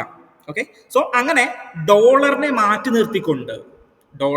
നിർത്തിക്കൊണ്ട് എന്തില് നമ്മൾ യെന്നിൽ നടത്തുന്ന ട്രാൻസാക്ഷനുകളെയാണ് കറൻസി സ്വാപ്പുകൾ എന്ന് പറയുന്നത്, അല്ലെങ്കിൽ കറൻസി എക്സ്ചേഞ്ചുകൾ എന്ന് പറയുന്നത്. ഓക്കെ, സോ ഒരു ഡീ ഡോളറൈസേഷന്റെ ഭാഗമായിട്ട് നമ്മൾ കറൻസി സ്വാപ്പുകൾ 75 billion to maintains balance of payment നടത്തുന്നതിന് വേണ്ടിയിട്ട്. എങ്ങനെയാ ബാലൻസ് ഓഫ് പേയ്മെന്റിന് ഇത് സഹായിക്കുക? അതായത് ഇപ്പോൾ US അല്ലെങ്കിൽ ഡോളറുമായിട്ടുള്ള ഒരു എക്സ്ചേഞ്ച് റേറ്റ് ആയിരിക്കില്ല നമുക്ക് യെന്നുമായിട്ടുള്ള ഒരു എക്സ്ചേഞ്ച് റേറ്റ് ഉണ്ടാവുക. സോ നമ്മൾ യെന്നിൽ കൊടുത്തു കഴിഞ്ഞ് കഴിഞ്ഞാൽ നമുക്ക് കുറച്ച് ലാഭം കിട്ടും അവിടെ. മനസ്സിലായി? സിമ്പിളി നിങ്ങളൊന്ന് ചിന്തിച്ചു നോക്കി. നിങ്ങൾ ബാർട്ടർ സിസ്റ്റത്തിൽ ജീവിക്കുന്ന ഒരാളാണ്. നിങ്ങൾ അരിക്ക് പകരം മണ്ണെണ്ണ തിരിച്ചു വാങ്ങുന്ന ബാർട്ടർ സിസ്റ്റത്തിൽ ജീവിക്കുന്ന ഒരാളാണ്. സോ അവിടെ ബാർട്ടർ സിസ്റ്റം നടത്തുമ്പോൾ എന്താണ്? നമ്മൾ കൊടുക്കുന്ന വാല്യൂ, നമ്മൾ കൊടുക്കുന്ന സാധനത്തിന്റെ മൂല്യത്തിനനുസരിച്ചുള്ള സാധനമാണോ തിരിച്ചു കിട്ടുന്നത്? ഇല്ല. നമ്മുടെ ആവശ്യത്തിനനുസരിച്ചുള്ള സാധനമായിരിക്കും നമുക്ക് തിരിച്ചു വാങ്ങിക്കുക അല്ലെങ്കിൽ തിരിച്ചു കിട്ടുക നമുക്ക്. ഓക്കെ, സോ അതുകൊണ്ടാണ് നമ്മൾ കറൻസീസ് നമ്മൾ മാർക്കറ്റിൽ ഇൻട്രൊഡ്യൂസ് ചെയ്തത്. വാല്യൂവിനനുസരിച്ചല്ല ബാർട്ടർ സിസ്റ്റം പ്രവർത്തിക്കുന്നത്. എന്തുകൊണ്ടാണ് നമ്മൾ മണി അല്ലെങ്കിൽ മൊണറ്ററി ടേംസ് നമ്മൾ എക്കോണമിക്സിൽ ഇൻട്രൊഡ്യൂസ് ചെയ്തത്? അങ്ങനെയാണ് കറൻസീസ് ഉത്ഭവിക്കുന്നത്. ഓക്കെ, സോ ഈ കറൻസീസ് ചില കൺട്രീസ് കൂടുതൽ പവർഫുൾ ആയി കഴിഞ്ഞാൽ ബാക്കിയുള്ള കൺട്രീസ് ചിലപ്പോൾ അതിനനുസരിച്ച് പവർഫുൾ ആകണം എന്നില്ല. ഓക്കെ, സോ അതുകൊണ്ടാണ് നമ്മൾ ഈ കറൻസി സ്വാപ്പുകൾ യൂസ് ചെയ്യുന്നത്. കുറച്ച് ലാഭമെങ്കിലും അവിടെ നിന്ന് കിട്ടട്ടെ എന്ന് വിചാരിച്ചിട്ട്. ഓക്കെ, സോ ഇതാണ് കറൻസി സ്വാപ്പ്. ഡോളറിനെ മാറ്റി നിർത്തിക്കൊണ്ട് നമ്മൾ വേറെ ഏതെങ്കിലും കറൻസികളിൽ ട്രേഡ് ചെയ്യുന്നതിനെ, എക്സ്ചേഞ്ച് ചെയ്യുന്നതിനെയാണ് നമ്മൾ കറൻസി സ്വാപ്പ് എന്ന് പറയുന്നത്. ദെൻ മേജർ തിങ്സ് എന്ന് പറഞ്ഞു കഴിഞ്ഞാൽ ഒഫീഷ്യൽ ഡെവലപ്മെന്റ് അസിസ്റ്റൻസ് ആണ്, ODA. അതായത് ഡെവലപ്മെന്റ് അസിസ്റ്റൻസ് എന്ന് പറഞ്ഞു കഴിഞ്ഞാൽ ഇന്ത്യക്ക് ലോണുകൾ കൊടുക്കുന്നു. ഓക്കെ, ഇന്ത്യക്ക് ലൈൻ ഓഫ് ക്രെഡിറ്റ്സ് ആര് കൊടുക്കുന്നു? നമ്മൾ ഗ്ലോബൽ സൗത്തിലേക്ക് കൊടുക്കുമ്പോൾ നമ്മൾ അതിനെ വിളിക്കും ലൈൻ ഓഫ് ക്രെഡിറ്റ് എന്ന് വിളിക്കും. പക്ഷേ ഡെവലപ്മെന്റ് അസിസ്റ്റൻസ് എന്നാണ് ആര് വിളിക്കുന്നത്? നമ്മളുടെ ജപ്പാൻ വിളിക്കുന്നത്. അത്രേ ഉള്ളൂ വ്യത്യാസം COVID-19 വരുമ്പോൾ. 1958 മുതൽ ഇന്ത്യക്ക് വേണ്ടിയിട്ട് ODA തരാറുണ്ട്. ഡെവലപ്മെന്റ് അസിസ്റ്റൻസ് 50 വർഷം 100 വർഷം കഴിഞ്ഞിട്ട് അടച്ചാൽ മതി. ദെൻ വലിയ ഇൻട്രസ്റ്റ് റേറ്റുകൾ ഇല്ലാത്ത ലോണുകളാണ് ഡെവലപ്മെന്റൽ അസിസ്റ്റൻസുകൾ എന്ന് പറയുന്നത്. ഓക്കെ, ദെൻ മേജർ ഒരു ഇമ്പോർട്ടൻ്റ് ആയിട്ടുള്ളൊരു എക്കോണമിക് പോയിന്റ് എന്ന് പറയുന്നത് ജപ്പാന്റെ MSME സെക്ടറാണ്. അതായത് ഈ MSME സ്മോൾ മീഡിയം എന്റർപ്രൈസസുകൾ, MSMEയുടെ ഫുൾ ഫോം എന്താണ്? എന്റർപ്രൈസുകളുടെ കാര്യത്തിൽ, MSME സെക്ടറുടെ കാര്യത്തിൽ ഇന്ത്യ ഒരു എക്സാമ്പിൾ ആയിട്ട് വെച്ചിരിക്കുന്നത് ആരെയാണ്? ജപ്പാനെയാണ്. ഓക്കെ, സോ ജപ്പാനാണ് ഇന്ത്യയുടെ ഒരു ട്രേഡിംഗ് പാർട്ണർ ആണ്. നോക്കുകയാണെങ്കിൽ 12ാമത്തെ സ്ഥാനത്ത് മാത്രമേ ഉള്ളൂ. പക്ഷേ ഇൻവെസ്റ്റ്മെന്റുകൾ, ഇന്ത്യയിൽ ഹ്യൂജ് ഇൻവെസ്റ്റ്മെന്റുകൾ നടത്താനായിട്ടുള്ള കാരണം എന്താണ്? ഒന്നാമത്തെ കാരണം ഇന്ത്യ ഒരു ഗ്രേറ്റർ മാർക്കറ്റാണ്. യമഹ പോലെയുള്ള വണ്ടിക്ക് ടൊയോട്ട, ദെൻ ഹോണ്ട, ഇങ്ങനെയുള്ള എല്ലാ മേജർ കമ്പനീസിനും ഇന്ത്യ ഒരു വലിയ മാർക്കറ്റാണ്. ദെൻ ഹ്യൂജ് ഇൻവെസ്റ്റ്മെന്റുകൾ, ഡെവലപ്മെന്റൽ അസിസ്റ്റൻസുകൾ നമുക്ക് പ്രൊവൈഡ് ചെയ്യുന്നുണ്ട്. ഇന്നത്തെ എഡിറ്റോറിയലിൽ പറയുന്ന ഒരു കാര്യമുണ്ട്. എന്താണ്? റെയിൽവേസിന് വേണ്ടിയിട്ട് നമ്മൾ എന്താ പ്രൊവൈഡ് ചെയ്യുന്നത്? റെയിൽവേസിന് വേണ്ടിയിട്ട് E10 സീരീസ് ഷിൻകാൻസെൻ. ഈ ഷിൻകാൻസെൻ എന്ന് പറഞ്ഞാൽ എന്താണ്? ഷിൻകാൻസെൻസ് എന്ന് പറഞ്ഞു കഴിഞ്ഞാൽ ജപ്പാന്റെ ഒരു ഹൈ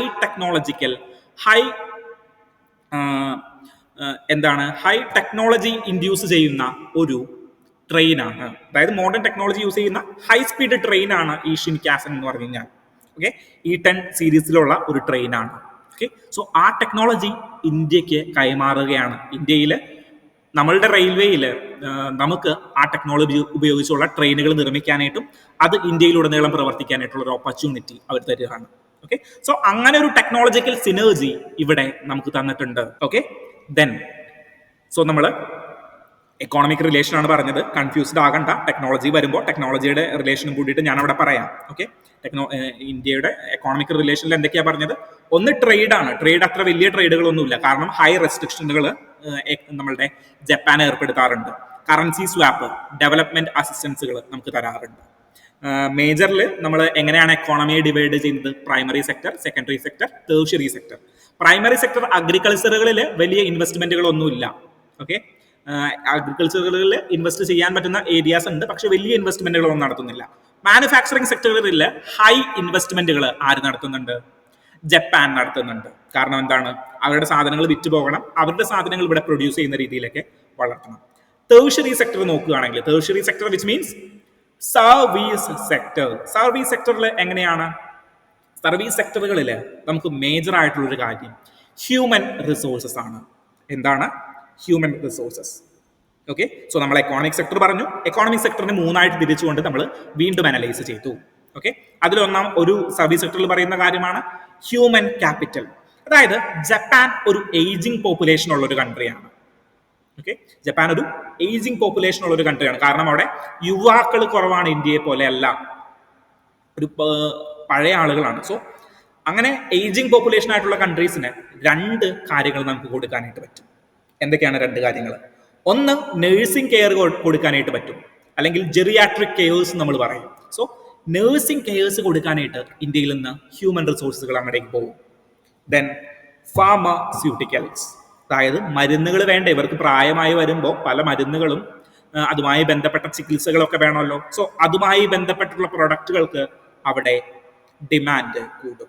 ഈ രണ്ട് സെക്ടറുകളുമാണ് എക്കോണമിക് സെക്ടറിലെ സർവീസ് സെക്ടറുകളിൽ. അല്ലാണ്ട് നമ്മൾ USA കൊടുക്കുന്ന പോലെ എന്തല്ല, നമ്മളുടെ കമ്പ്യൂട്ടർ സർവീസുകളല്ല കൊടുക്കുന്നത്, അല്ലെങ്കിൽ കൺസൾട്ടൻസി സർവീസുകളൊന്നും അല്ല, ഔട്ട്സോഴ്സിംഗ് ഒന്നും അല്ല ചെയ്യുന്നത്. നമ്മൾ സർവീസ് സെക്ടറുകളിൽ നഴ്സിംഗ്, പെർട്ടിക്കുലർലി ജെറിയാട്രിക് കെയേഴ്സുമായി ബന്ധപ്പെട്ട കാര്യങ്ങൾ. ദെൻ വേറെ എന്താ കൊടുക്കുന്നത്? ഫാർമസ്യൂട്ടിക്കൽ പ്രൊഡക്ട്സുകൾ നമ്മൾ കൊടുക്കുന്നുണ്ട്. ഓക്കെ, സോ ഇന്ത്യക്ക് ഒരു ഹ്യൂമൻ റിസോഴ്സ് അല്ലെങ്കിൽ ഡെമോഗ്രഫിക് ഡിവിഡൻഡ് ഉണ്ട്. അതിനെ നമുക്ക് അവിടെ യൂട്ടിലൈസ് ചെയ്യാനായിട്ട് പറ്റും. കാരണം എന്താണ്? അവിടെ വയസ്സായ ആളുകൾ കൂടിക്കഴിഞ്ഞ് കഴിഞ്ഞാൽ എന്ത് പറ്റും? ജോലി ചെയ്യാനായിട്ട് ആളുകൾ ഇല്ലാണ്ട് വരും. സോ നിങ്ങളിപ്പോൾ കാനഡയിലേക്ക് പോകാനായിട്ട് നിൽക്കുന്നവരുണ്ട്, ദെൻ UK പോകാൻ നിൽക്കുന്നവരുണ്ട്. പക്ഷേ അവരാരും തിരിച്ചറിയാത്ത ഒരു ബെസ്റ്റ് പ്ലേസ് ഉണ്ട്, അതാണ് ജപ്പാൻ. ഇടയ്ക്കിടയ്ക്ക് ചെറിയ ഭൂമി കുലുക്കങ്ങളൊക്കെ വരും, അതിനുള്ള ചില പ്രശ്നങ്ങളുണ്ട് എന്നത് ഒഴിച്ചു കഴിഞ്ഞ് കഴിഞ്ഞാൽ നല്ല പൈസ ജപ്പാനിലേക്ക് പോയി കഴിഞ്ഞാൽ കിട്ടും. ഓക്കെ, കാരണം എന്താണ്? അവിടുത്തെ ഏജിങ് പോപ്പുലേഷൻ കുറവാണ്. സോ UPSC പഠിച്ച ഒരാൾ എങ്ങടേക്ക് പോകും? UPSC പ്രിപ്പയർ ചെയ്ത് ഇന്റർനാഷണൽ റിലേഷൻ പഠിച്ച ഒരാൾ എങ്ങടേക്ക് പോകും? UPSC കൃത്യമായിട്ട് പഠിച്ചു കഴിഞ്ഞാൽ ഇവിടെ തന്നെ നിൽക്കാം. ഓക്കെ, അല്ലെങ്കിൽ UPSC പഠിച്ച ഒരാൾ ഒരു കൺസൾട്ടൻസി തുടങ്ങി കഴിഞ്ഞാൽ എങ്ങടേക്ക് കൂടുതൽ ആളുകളെ കയറ്റി അയക്കും? ജപ്പാനിലേക്ക് കൂടുതൽ ആളുകളെ കയറ്റി അയക്കും. സോ ഇന്റർനാഷണൽ റിലേഷൻ നോക്കുമ്പോൾ ഇന്ത്യയും ജപ്പാനും പണ്ട് മുതലേ ഭയങ്കര ഫ്രണ്ട്സ് ആണ്. സോ വലിയ ഇന്റർനാഷണൽ പ്രശ്നങ്ങൾ വരാനായിട്ട് സാധ്യതയില്ല. പിന്നെ അവിടെ ഏജിങ് പോപ്പുലേഷൻ ആണ്. സോ ഇങ്ങനെയാണ് ഇന്റർനാഷണൽ റിലേഷൻസ് നമ്മളുടെ നിയറസ്റ്റുമായിട്ട് നമ്മൾ കണക്ട് ചെയ്ത് പഠിക്കുന്നത്. ഓക്കെ, സോ എക്കോണമിക് റിലേഷൻ ഇവിടെ അവസാനിച്ചിരിക്കുകയാണ്. എന്തെങ്കിലും പറയാനായിട്ടുണ്ടോ? വേറെ ഇല്ല. The next cooperation is defence and strategic cooperation. Okay, so defence കോപ്പറേഷനിൽ ഏറ്റവും ഇമ്പോർട്ടൻ്റ് ആയിട്ട് വരുന്ന ഒരു കാര്യം എന്താണ്? ഇന്ത്യയും ജപ്പാനും ചേരുന്ന ഇൻഡോ പസഫിക് റീജിയനിൽ ഒരു നെറ്റ് സെക്യൂരിറ്റി പ്രൊവൈഡർ ആകാനായിട്ട് ആര് ശ്രദ്ധിക്കുന്നുണ്ട്? ഇന്ത്യ ശ്രദ്ധിക്കുന്നുണ്ട്. സോ ഇതുമായി ബന്ധപ്പെട്ടിട്ട് നമ്മൾ പല ടോക്കുകളും പല ഡയലോഗുകളും ജപ്പാനുമായിട്ടും കമ്പൈൻ ചെയ്തിട്ട് നമ്മൾ നടത്തുന്നുണ്ട്. ഓക്കെ, നമുക്ക് മിലിറ്ററി എക്യുപ്മെന്റുകൾ കൊടുക്കൽ വാങ്ങുകളൊന്നും USA പോലെയോ അല്ലെങ്കിൽ ഫ്രാൻസിനെ പോലെയോ ഒന്നും നടക്കുന്നില്ല ഇന്ത്യയും ജപ്പാനുമായിട്ട്. കാരണം എന്താണ്? അവർ പെർട്ടിക്കുലർലി വലിയൊരു ആയുധ വ്യാപാര കമ്പനിയൊന്നും അല്ല. രണ്ടാം ലോക മഹായുദ്ധത്തിന് ശേഷം അവർ ആയുധങ്ങൾ കയറ്റി അയക്കാനോ ആയുധങ്ങൾ വിൽക്കാനോ ഒന്നും ശ്രമിക്കുന്നില്ല. സമാധാനത്തിന്റെ പാതയിൽ പോകുന്ന, ബുദ്ധിസ്റ്റിന്റെ പാതയിൽ പോകുന്ന ആളുകളാണ്. പക്ഷെ ഇടഞ്ഞു കഴിഞ്ഞ് കഴിഞ്ഞാൽ അവന്മാർ നല്ല പണി തരുന്ന ടീമുകൾ കൂടിയാണ് ഈ ജപ്പാൻ എന്ന് പറഞ്ഞു കഴിഞ്ഞാൽ. ഓക്കെ, സോ മേജർലി നമുക്ക് പറയാൻ പറ്റുന്ന ഒരു കാര്യം ഒന്ന് മലബാർ എക്സർസൈസ് ആണ്. മലബാർ എക്സർസൈസ് പെർട്ടിക്കുലർലി USA നമ്മൾ നടത്തിക്കൊണ്ടിരുന്ന എക്സർസൈസ് ആണ്. ഓക്കെ, ദെൻ ക്വാഡ്രിലാറ്ററൽ അലയൻസ് വന്നപ്പോൾ ക്വാഡ് കൺട്രീസുമായിട്ട് ജപ്പാൻ, USA, ഓസ്ട്രേലിയയുമായിട്ട് നമ്മൾ നടത്തുന്ന ഒരു എക്സർസൈസ് ആണ് മലബാർ എക്സർസൈസ് എന്ന് പറഞ്ഞു കഴിഞ്ഞാൽ. Then JIMX, Japan, India multilateral എക്സർസൈസിനെയാണ് JIMX എന്ന് പറയുന്നത്. ദെൻ ധർമ്മ ഗാർഡിയൻ എന്ന് പറഞ്ഞിട്ട് ആർമിയുടെ ഒരു മിലിറ്ററി എക്സർസൈസ് ഉണ്ട്. ധർമ്മ എവിടെ നിന്നാ വന്നേ? ബുദ്ധന്റെ ധർമ്മം, ധമ്മ എന്ന് പറയുന്ന ധമ്മ പ്രൊക്ലൈം ചെയ്യുകയാണല്ലോ ബുദ്ധന്റെ ഏറ്റവും ഇമ്പോർട്ടന്റ് ആയിട്ടുള്ള കാര്യം. സോ ഈ ധർമ്മ പ്രൊക്ലൈം ചെയ്യുന്നതിന് വേണ്ടിയിട്ട് ഇതുമായി ബന്ധപ്പെട്ടിട്ടുള്ള ധമ്മ ഗാർഡിയൻ, സോ ഇന്ത്യയുടെ ബുദ്ധിസ്റ്റ് ഹിസ്റ്ററിയെ കൂടിയാണ് ഈ ഒരു ധർമ്മ ഗാർഡിയൻ എന്ന് പറയുന്ന ജോയിന്റ് ആർമി എക്സസൈസസ് നമുക്ക് കാണിച്ചു തരുന്നത്. ഓക്കെ, ഷിനിയു മൈത്രി എന്ന് പറയുന്ന മറ്റൊരു എക്സസൈസ് കൂടിയുണ്ട്. ദെൻ ഡിഫൻസ് എഗ്രിമെന്റ് നോക്കുകയാണെങ്കിൽ ഇന്നത്തെ പത്രത്തിൽ 2008 ജോയിന്റ് ഡിഫൻസ് കോർപ്പറേഷൻ 2008 നമ്മൾ ഒപ്പിട്ട കാര്യം പറയുന്നുണ്ട് ഇന്നത്തെ പത്രത്തിൽ, ഇന്നത്തെ ഓപ്പൺ എഡിറ്റോറിയലിൽ. ദെൻ അതുകൂടാണ്ട് മെമ്മോറാണ്ടം ഓഫ് ഡിഫൻസ് കോർപ്പറേഷന് വേണ്ടിയിട്ടുള്ള ഒരു മെമ്മോറാണ്ടം നമ്മൾ 2014. സോ മോദിജി അധികാരത്തിൽ വന്നതിന് ശേഷമാണ് ഹൈ ഡിഫൻസ് എഗ്രിമെന്റുകൾ നമ്മൾ സൈൻ ചെയ്യുന്നത്. ഡിഫൻസ് ടെക്നോളജി ട്രാൻസ്ഫർ ചെയ്യുന്നതിനുള്ള transfer of defence equipment and technology എന്ന് പറഞ്ഞൊരു agreement. Then US to amphibian aircraft deal important ആണ്.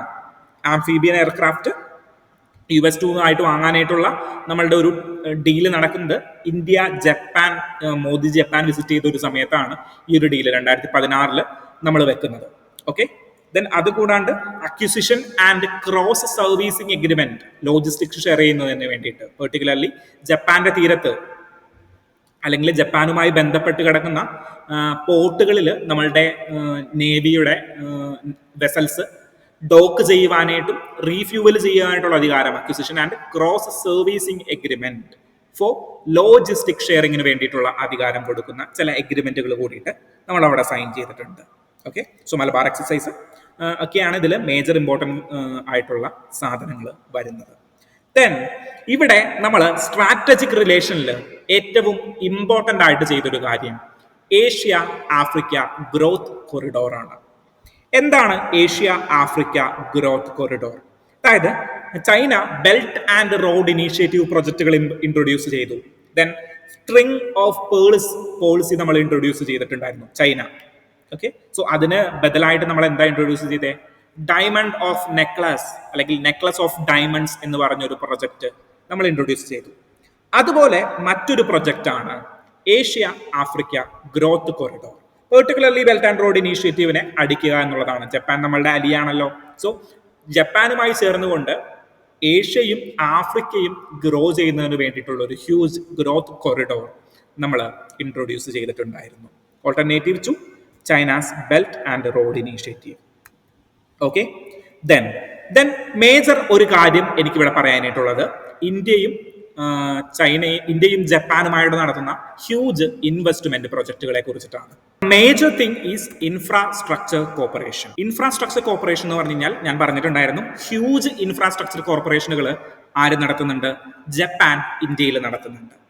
ഓക്കെ, സോ അതുമായി ബന്ധപ്പെട്ട ഒരു കാര്യം ഇന്നത്തെ പത്രത്തിലുണ്ട്. ഞാൻ നേരത്തെയും പറഞ്ഞു, ഷിൻകാസൻ ടെക്നോളജി എന്ന് പറഞ്ഞു കഴിഞ്ഞാൽ ഹൈ സ്പീഡ് റെയിൽ ടെക്നോളജിയാണ്. വേണമെങ്കിൽ ജപ്പാന് നമുക്ക് പറയായിരുന്നു ഞങ്ങളുടെ പുതിയ ടെക്നോളജികളൊന്നും ഇന്ത്യയിലേക്ക് തരുന്നില്ല. USA പറയാറുണ്ട് ഞങ്ങളുടെ ഏറ്റവും മികച്ച ടെക്നോളജികളൊന്നും ഞങ്ങൾ തരുന്നില്ല.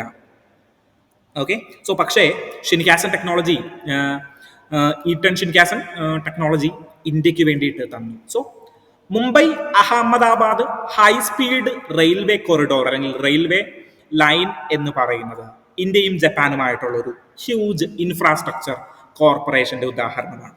Then Chennai Bangalore industrial corridor നമുക്ക് മറ്റൊരു പ്രൊജക്റ്റ് ആയിട്ട് പറയാം. ഓക്കെ, ദെൻ സ്മാർട്ട് സിറ്റീസ് ഓർക്കുന്നുണ്ടോ? നമ്മളുടെ ഈ വർഷത്തെ കഴിഞ്ഞ ദിവസം നടന്ന ശനിയാഴ്ച നടന്ന എക്സാമിനേഷനിൽ സ്മാർട്ട് സിറ്റിനെ കുറിച്ചിട്ടൊരു ചോദ്യം ഉണ്ടായിരുന്നു. UPSCയുടെ മെയിൻസിൽ പേപ്പർ നിങ്ങൾ കണ്ടു എന്ന് വിശ്വസിക്കുന്നു. സോ അതിൽ സ്മാർട്ട് സിറ്റിന് ഒരു പ്രൊജക്ട് ഉണ്ടായിരുന്നു. സ്മാർട്ട് സിറ്റിയിൽ വാരണാസി എന്ന് പറയുന്ന സ്മാർട്ട് സിറ്റി എന്ത് ചെയ്യുന്നു? ഡെവലപ്പ് ചെയ്യുന്നതിന് ജപ്പാന്റെ സഹായം തേടിയിട്ടുണ്ട്. ഓക്കെ, സോ ഹ്യൂജ് ഇൻവെസ്റ്റ്മെന്റുകൾ ഇന്ത്യയിൽ ആര് നടത്തുന്നുണ്ട്? ജപ്പാൻ നടത്തുന്നുണ്ട്. ഇൻവെസ്റ്റ്മെന്റ് കോർപ്പറേഷൻ അപ്പോൾ ആദ്യം നിങ്ങൾ പറയുന്നത് ഡെവലപ്മെന്റ് അസിസ്റ്റൻസ് ലോൺസിനെ കുറിച്ചിട്ടാണ്, ഡെവലപ്മെന്റ് ഒഫീഷ്യൽ DAസിനെ കുറിച്ചിട്ടാണ്, ODA official development assistance. Actually simply അതൊരു ലോൺ ആണ്. ദെൻ ഇൻഫ്രാസ്ട്രക്ചർ കോർപ്പറേഷനിൽ ഏതാണ്, നമുക്ക് കമ്പനീസിനെ കുറിച്ചിട്ട് പറയാം. Yamaha, Toyota, then Japan companies വേറെ ഏതൊക്കെ ഉണ്ട്, നമ്മളുടെ ഹോണ്ട. ഇവരെല്ലാം ഹ്യൂജ് മാർക്കറ്റ് ഷെയർ ഉള്ള കമ്പനീസ് ആണ് ഇന്ത്യൻ മെഷീനറീസിന്റെ കാര്യത്തിലാണെങ്കിലും ഇന്ത്യൻ ഓട്ടോമൊബൈൽ ഇൻഡസ്ട്രിയുടെ കാര്യത്തിലാണെങ്കിലും. ദെൻ മറ്റൊരു കാര്യം പറയാവുന്നത് ഹൈ സ്പീഡ് റെയിൽ പ്രോജക്റ്റ് ആണ് ഷിൻകാസൻ ടെക്നോളജി യൂസ് ചെയ്തുകൊണ്ട്. Then Chennai Bangalore industrial corridor നമുക്കിവിടെ പറഞ്ഞു വെക്കാൻ പറ്റുന്ന കാര്യമാണ്. Okay. Then north east India development ചെയ്യുന്നതിന് വേണ്ടിയിട്ട് നമ്മളൊരു action forum, east action forum ഒക്കെ നമ്മൾ ക്രിയേറ്റ് ചെയ്തിട്ടുണ്ട്.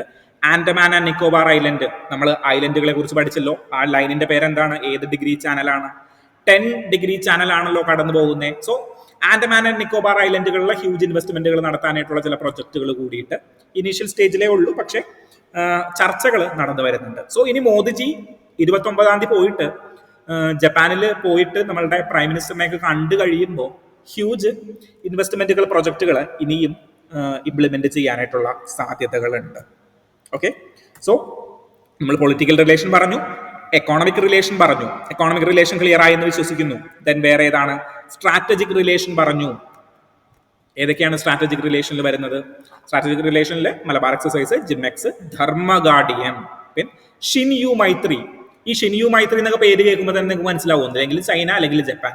ചൈനയുമായിട്ട് ഷിൻയു മൈത്രി എന്നൊക്കെ പറഞ്ഞൊരു സാധനം ക്രിയേറ്റ് ചെയ്യാനായിട്ട് നമുക്ക് ഉണ്ടാവാൻ സമയമില്ല, കാരണം ചില പ്രശ്നങ്ങൾ നടക്കുന്നുണ്ട്. അപ്പോൾ ഓട്ടോമാറ്റിക്കലി ജപ്പാനിലേക്ക് പ്രിലിംസിനൊക്കെ ഒരു ചോദ്യം ചോദിച്ചു കഴിഞ്ഞാൽ ഓട്ടോമാറ്റിക്കലി കണക്ട് ആവും. അല്ലാണ്ട് ഷിൻയു മൈത്രി എന്നൊക്കെ എഴുതി പഠിക്കേണ്ട കാര്യമൊന്നുമില്ല, ഇത് കേൾക്കുക, മറന്നേക്കുക. പക്ഷേ മുകളിലുള്ള മലബാർ എക്സസൈസും ജിമെക്സും ധർമ്മഗാഡിയനും ഓർത്തു വെക്കണം. ഓക്കെ. ഇത് ഓർത്തു വെക്കാൻ കഴിവുള്ളവരാണ്, ഓർത്തു വെക്കാൻ പറ്റുന്നവരാണെങ്കിൽ ഓർത്തു വെച്ചോളൂ, ഒരു കുഴപ്പമില്ല.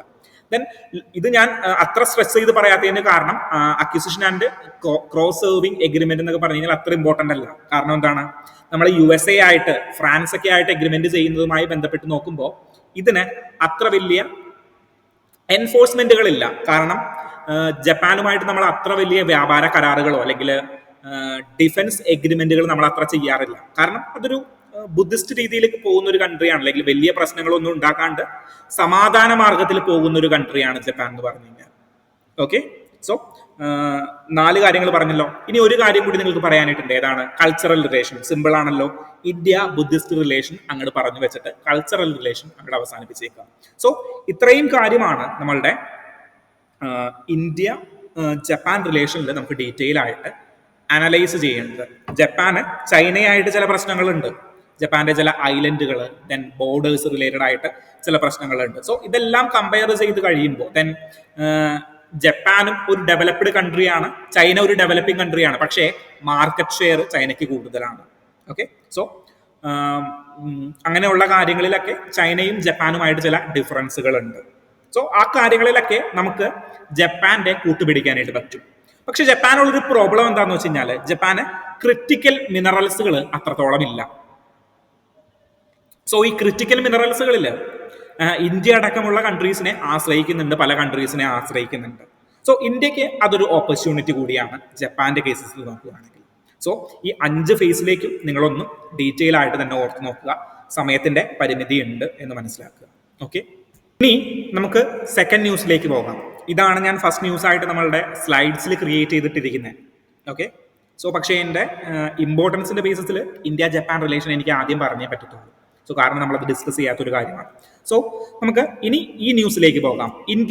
India's parliamentary crisis. അതായത് 2 ദിവസമായിട്ട് ഓൾ ഇന്ത്യ സ്പീക്കേഴ്സ് കോൺഫറൻസ് നടന്നുകൊണ്ടിരിക്കുകയാണ് ന്യൂഡൽഹിയിൽ. എല്ലാ സംസ്ഥാനങ്ങളിലെയും സ്പീക്കേഴ്സ് ന്യൂഡൽഹിയിൽ വന്നിട്ട്, ഇവിടെ നിന്ന് നമ്മുടെ AM ഷംസീറൊക്കെ പോയിട്ടുണ്ട്. അദ്ദേഹം മുണ്ടെടുത്തിട്ട് പോയിട്ട് നമ്മളുടെ ഗവർണേഴ്സിന്റെ പ്രശ്നങ്ങളെ പറ്റി, അല്ലെങ്കിൽ ഗവർണേഴ്സ് എങ്ങനെയാണ് പാർലമെന്ററി ഫോമിൽ ഇടപെടുന്നത് എന്നുമായി ബന്ധപ്പെട്ട്, ലെജിസ്ലേഷൻ ഫോമിൽ ഇടപെടുന്നതുമായി ബന്ധപ്പെട്ടിട്ട് ദീർഘമായിട്ട് പ്രസംഗിക്കുകയൊക്കെ ചെയ്തിട്ടുണ്ട്.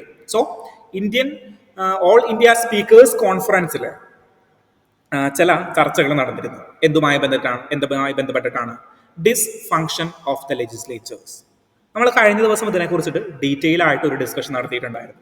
മൺസൂൺ സെഷൻ അവസാനിപ്പിച്ചപ്പോൾ എന്താണ് പാർലമെന്റ് ഡിസ്ഫങ്ഷൻ ചെയ്യുന്നതിനുമായി ബന്ധപ്പെട്ട്. സോ നമ്മൾ അവിടെ 1-2 സ്റ്റാറ്റിസ്റ്റിക്സ് അനാലിസിസ് നടത്തി. എന്തൊക്കെയാണ്? PRS ലെജിസ്ലേറ്റീവ് പറഞ്ഞിരിക്കുന്നത് 80% സമയവും വിച്ച് മീൻസ് 60 മുതൽ 80% ടൈം എന്താണ് ഡിസ് ഫംഗ്ഷൻ ആയിട്ടാണ് പാർലമെന്റിൽ പോയിക്കൊണ്ടിരിക്കുന്നത് എന്നൊരു ഡാറ്റ നമ്മൾ അവിടെ പറയുകയുണ്ടായി. ഓക്കെ, സോ അതുമായി ബന്ധപ്പെട്ടിട്ട് തന്നെയാണ് നമുക്ക് ഇവിടെയും ഡിസ്കസ് ചെയ്യാനായിട്ടുള്ളത്. So it's a revision class, simply a revision class. So ഇവിടെ പറയുന്നത് എന്താണ് പെർട്ടിക്കുലർലി, നമുക്ക് ഇതിനെ 3 കാറ്റഗറികളിൽ ഡിവൈഡ് ചെയ്യാൻ പറ്റും. ഡിസ്ഫങ്ഷൻ ഓഫ് ദ പാർലമെന്റ്, പാർലമെന്റിന്റെയും സ്റ്റേറ്റ് ലെജിസ്ലേറ്റീവ് അസംബ്ലികളുടെയും ഡിസ്ഫങ്ഷൻ നമുക്ക് 3 രീതിയിൽ ഡിവൈഡ് ചെയ്യാനായിട്ട് പറ്റും. ഓക്കെ, സോ ഒന്നാമത്തത് ഫങ്ഷണൽ പ്രോബ്ലം ആണ്, ഫങ്ഷൻ ചെയ്യാനായിട്ടുള്ള ചില പ്രശ്നങ്ങളാണ്. രണ്ടാമത്തത് എന്താണ്? രണ്ടാമത്തത് സ്ട്രക്ചറൽ പ്രോബ്ലം ആണ്. നിങ്ങൾ ഈ 3 കാര്യത്തിൽ മാത്രം അനലൈസ് ചെയ്താൽ മതി. ഓക്കെ, ദെൻ മൂന്നാമത്തത് ഡെമോക്രാറ്റിക് പ്രോബ്ലംസ് ആണ്. എന്താണ്? ഒന്ന് ഫങ്ഷണൽ പ്രോബ്ലം, രണ്ടാമത്തത് സ്ട്രക്ചറൽ പ്രോബ്ലം, മൂന്നാമത്തത് ഡെമോക്രാറ്റിക് പ്രോബ്ലംസ് ആണ്. ഓക്കെ, സോ ഈ 3 പ്രോബ്ലങ്ങളിലും നമുക്ക് ചില കാര്യങ്ങൾ പറയാനായിട്ടുണ്ട്. എന്താണെന്ന് നോക്കാം.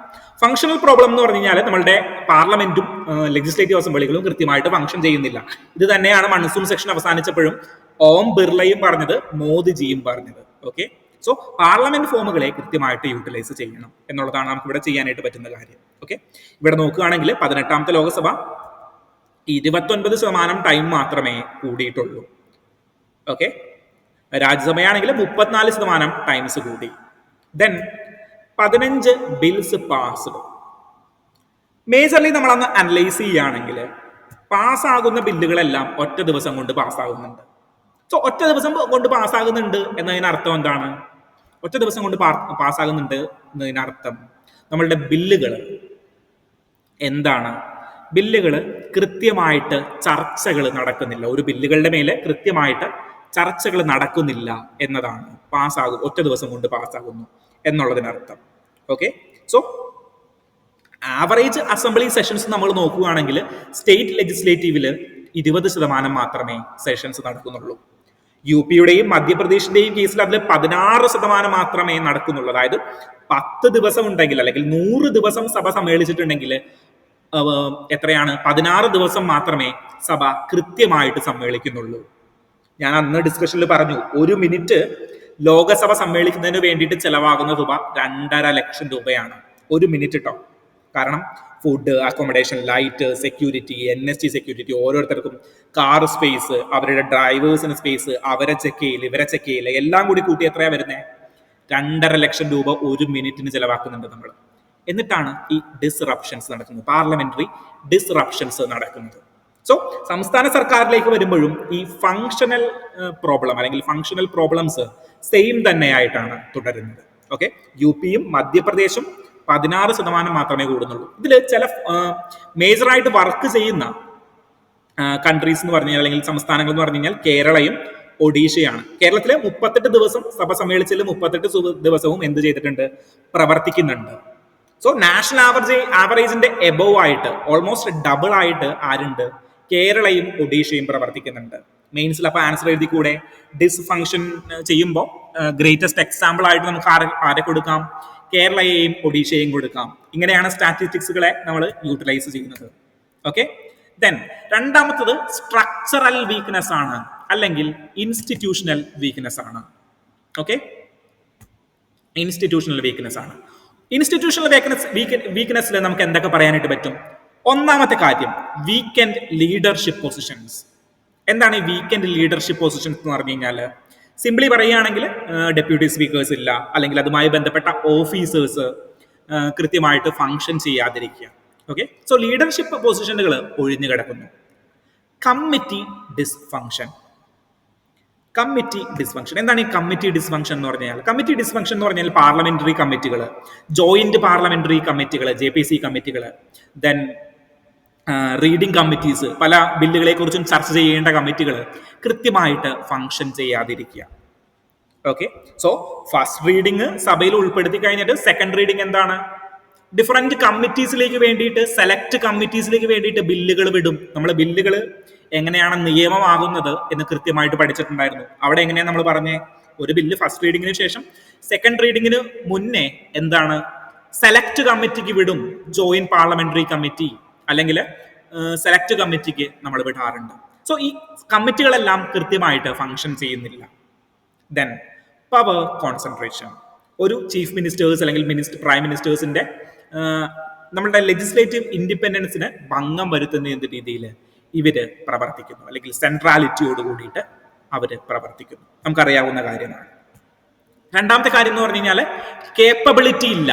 അതായത് നമ്മളുടെ ലീഡേഴ്സിന് അല്ലെങ്കിൽ നമ്മൾ ഇതുമായി ബന്ധപ്പെട്ട് ജോയിന്റ് പാർലമെന്ററി കമ്മിറ്റിയിൽ ഇരിക്കുന്നത് ആരാണ്? MP-മാരാണ്, അല്ലെങ്കിൽ MLA-മാരാണ്. സംസ്ഥാനങ്ങളിലാണെങ്കിൽ ഇവർക്ക് എന്തില്ല? ടെക്നിക്കൽ കാപ്പബിലിറ്റി അല്ലെങ്കിൽ ലോ റിലേറ്റഡ് ആയിട്ടുള്ള ഫീൽഡുകളിൽ കേപ്പബിലിറ്റി കുറഞ്ഞു വരുന്നു. സോ ഇതൊക്കെയാണ് മേജർ സ്ട്രക്ചറൽ വീക്ക്നെസ്സസ് എന്ന് പറഞ്ഞു കഴിഞ്ഞാൽ.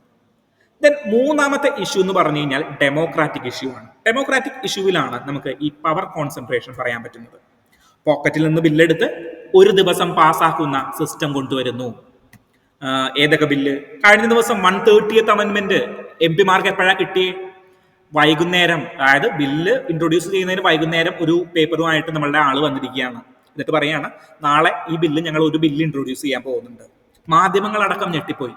എന്താണ് ഉമാരി കാണിക്കുന്നത്? ദെൻ 370 ആർട്ടിക്കിൾ 370 എങ്ങനെയാണ് അബ്രോഗേറ്റ് ചെയ്തത്?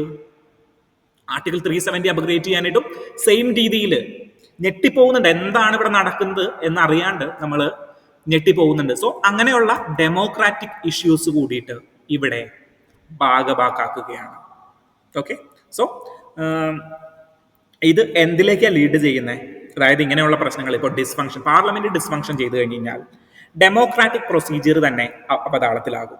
ഓക്കെ, സോ എക്സിക്യൂട്ടീവിന്റെ അക്കൗണ്ടബിലിറ്റി കുറയ്ക്കും. അതെങ്ങനെ എക്സിക്യൂട്ടീവിന്റെ അക്കൗണ്ടബിലിറ്റി കുറയുന്നത്? പ്രൈം മിനിസ്റ്ററും കൗൺസിൽ ഓഫ് മിനിസ്റ്റേഴ്സും ചോദ്യങ്ങൾ ചോദിക്കുന്നതായി, അല്ലെങ്കിൽ അവരോട് സാധാരണ MP-മാര് ചോദ്യങ്ങൾ ചോദിക്കുന്നത് ഈ ക്വസ്റ്റ്യൻ അവേഴ്സിലും ദെൻ അതിലോടുള്ള 0 അവേഴ്സ് സെക്ഷനുകളിലൊക്കെ ആയിരിക്കും. ഓക്കെ, സോ ആ സമയങ്ങളൊക്കെ വെട്ടിച്ചുരുക്കി കഴിഞ്ഞു കഴിഞ്ഞാൽ, അല്ലെങ്കിൽ അവിടെ ബഹളങ്ങൾ ഉണ്ടായി കഴിഞ്ഞു കഴിഞ്ഞാൽ ഇവരുടെ അക്കൗണ്ടബിലിറ്റി കുറയും. സോ വീക്ക് അക്കൗണ്ടബിലിറ്റി വരും.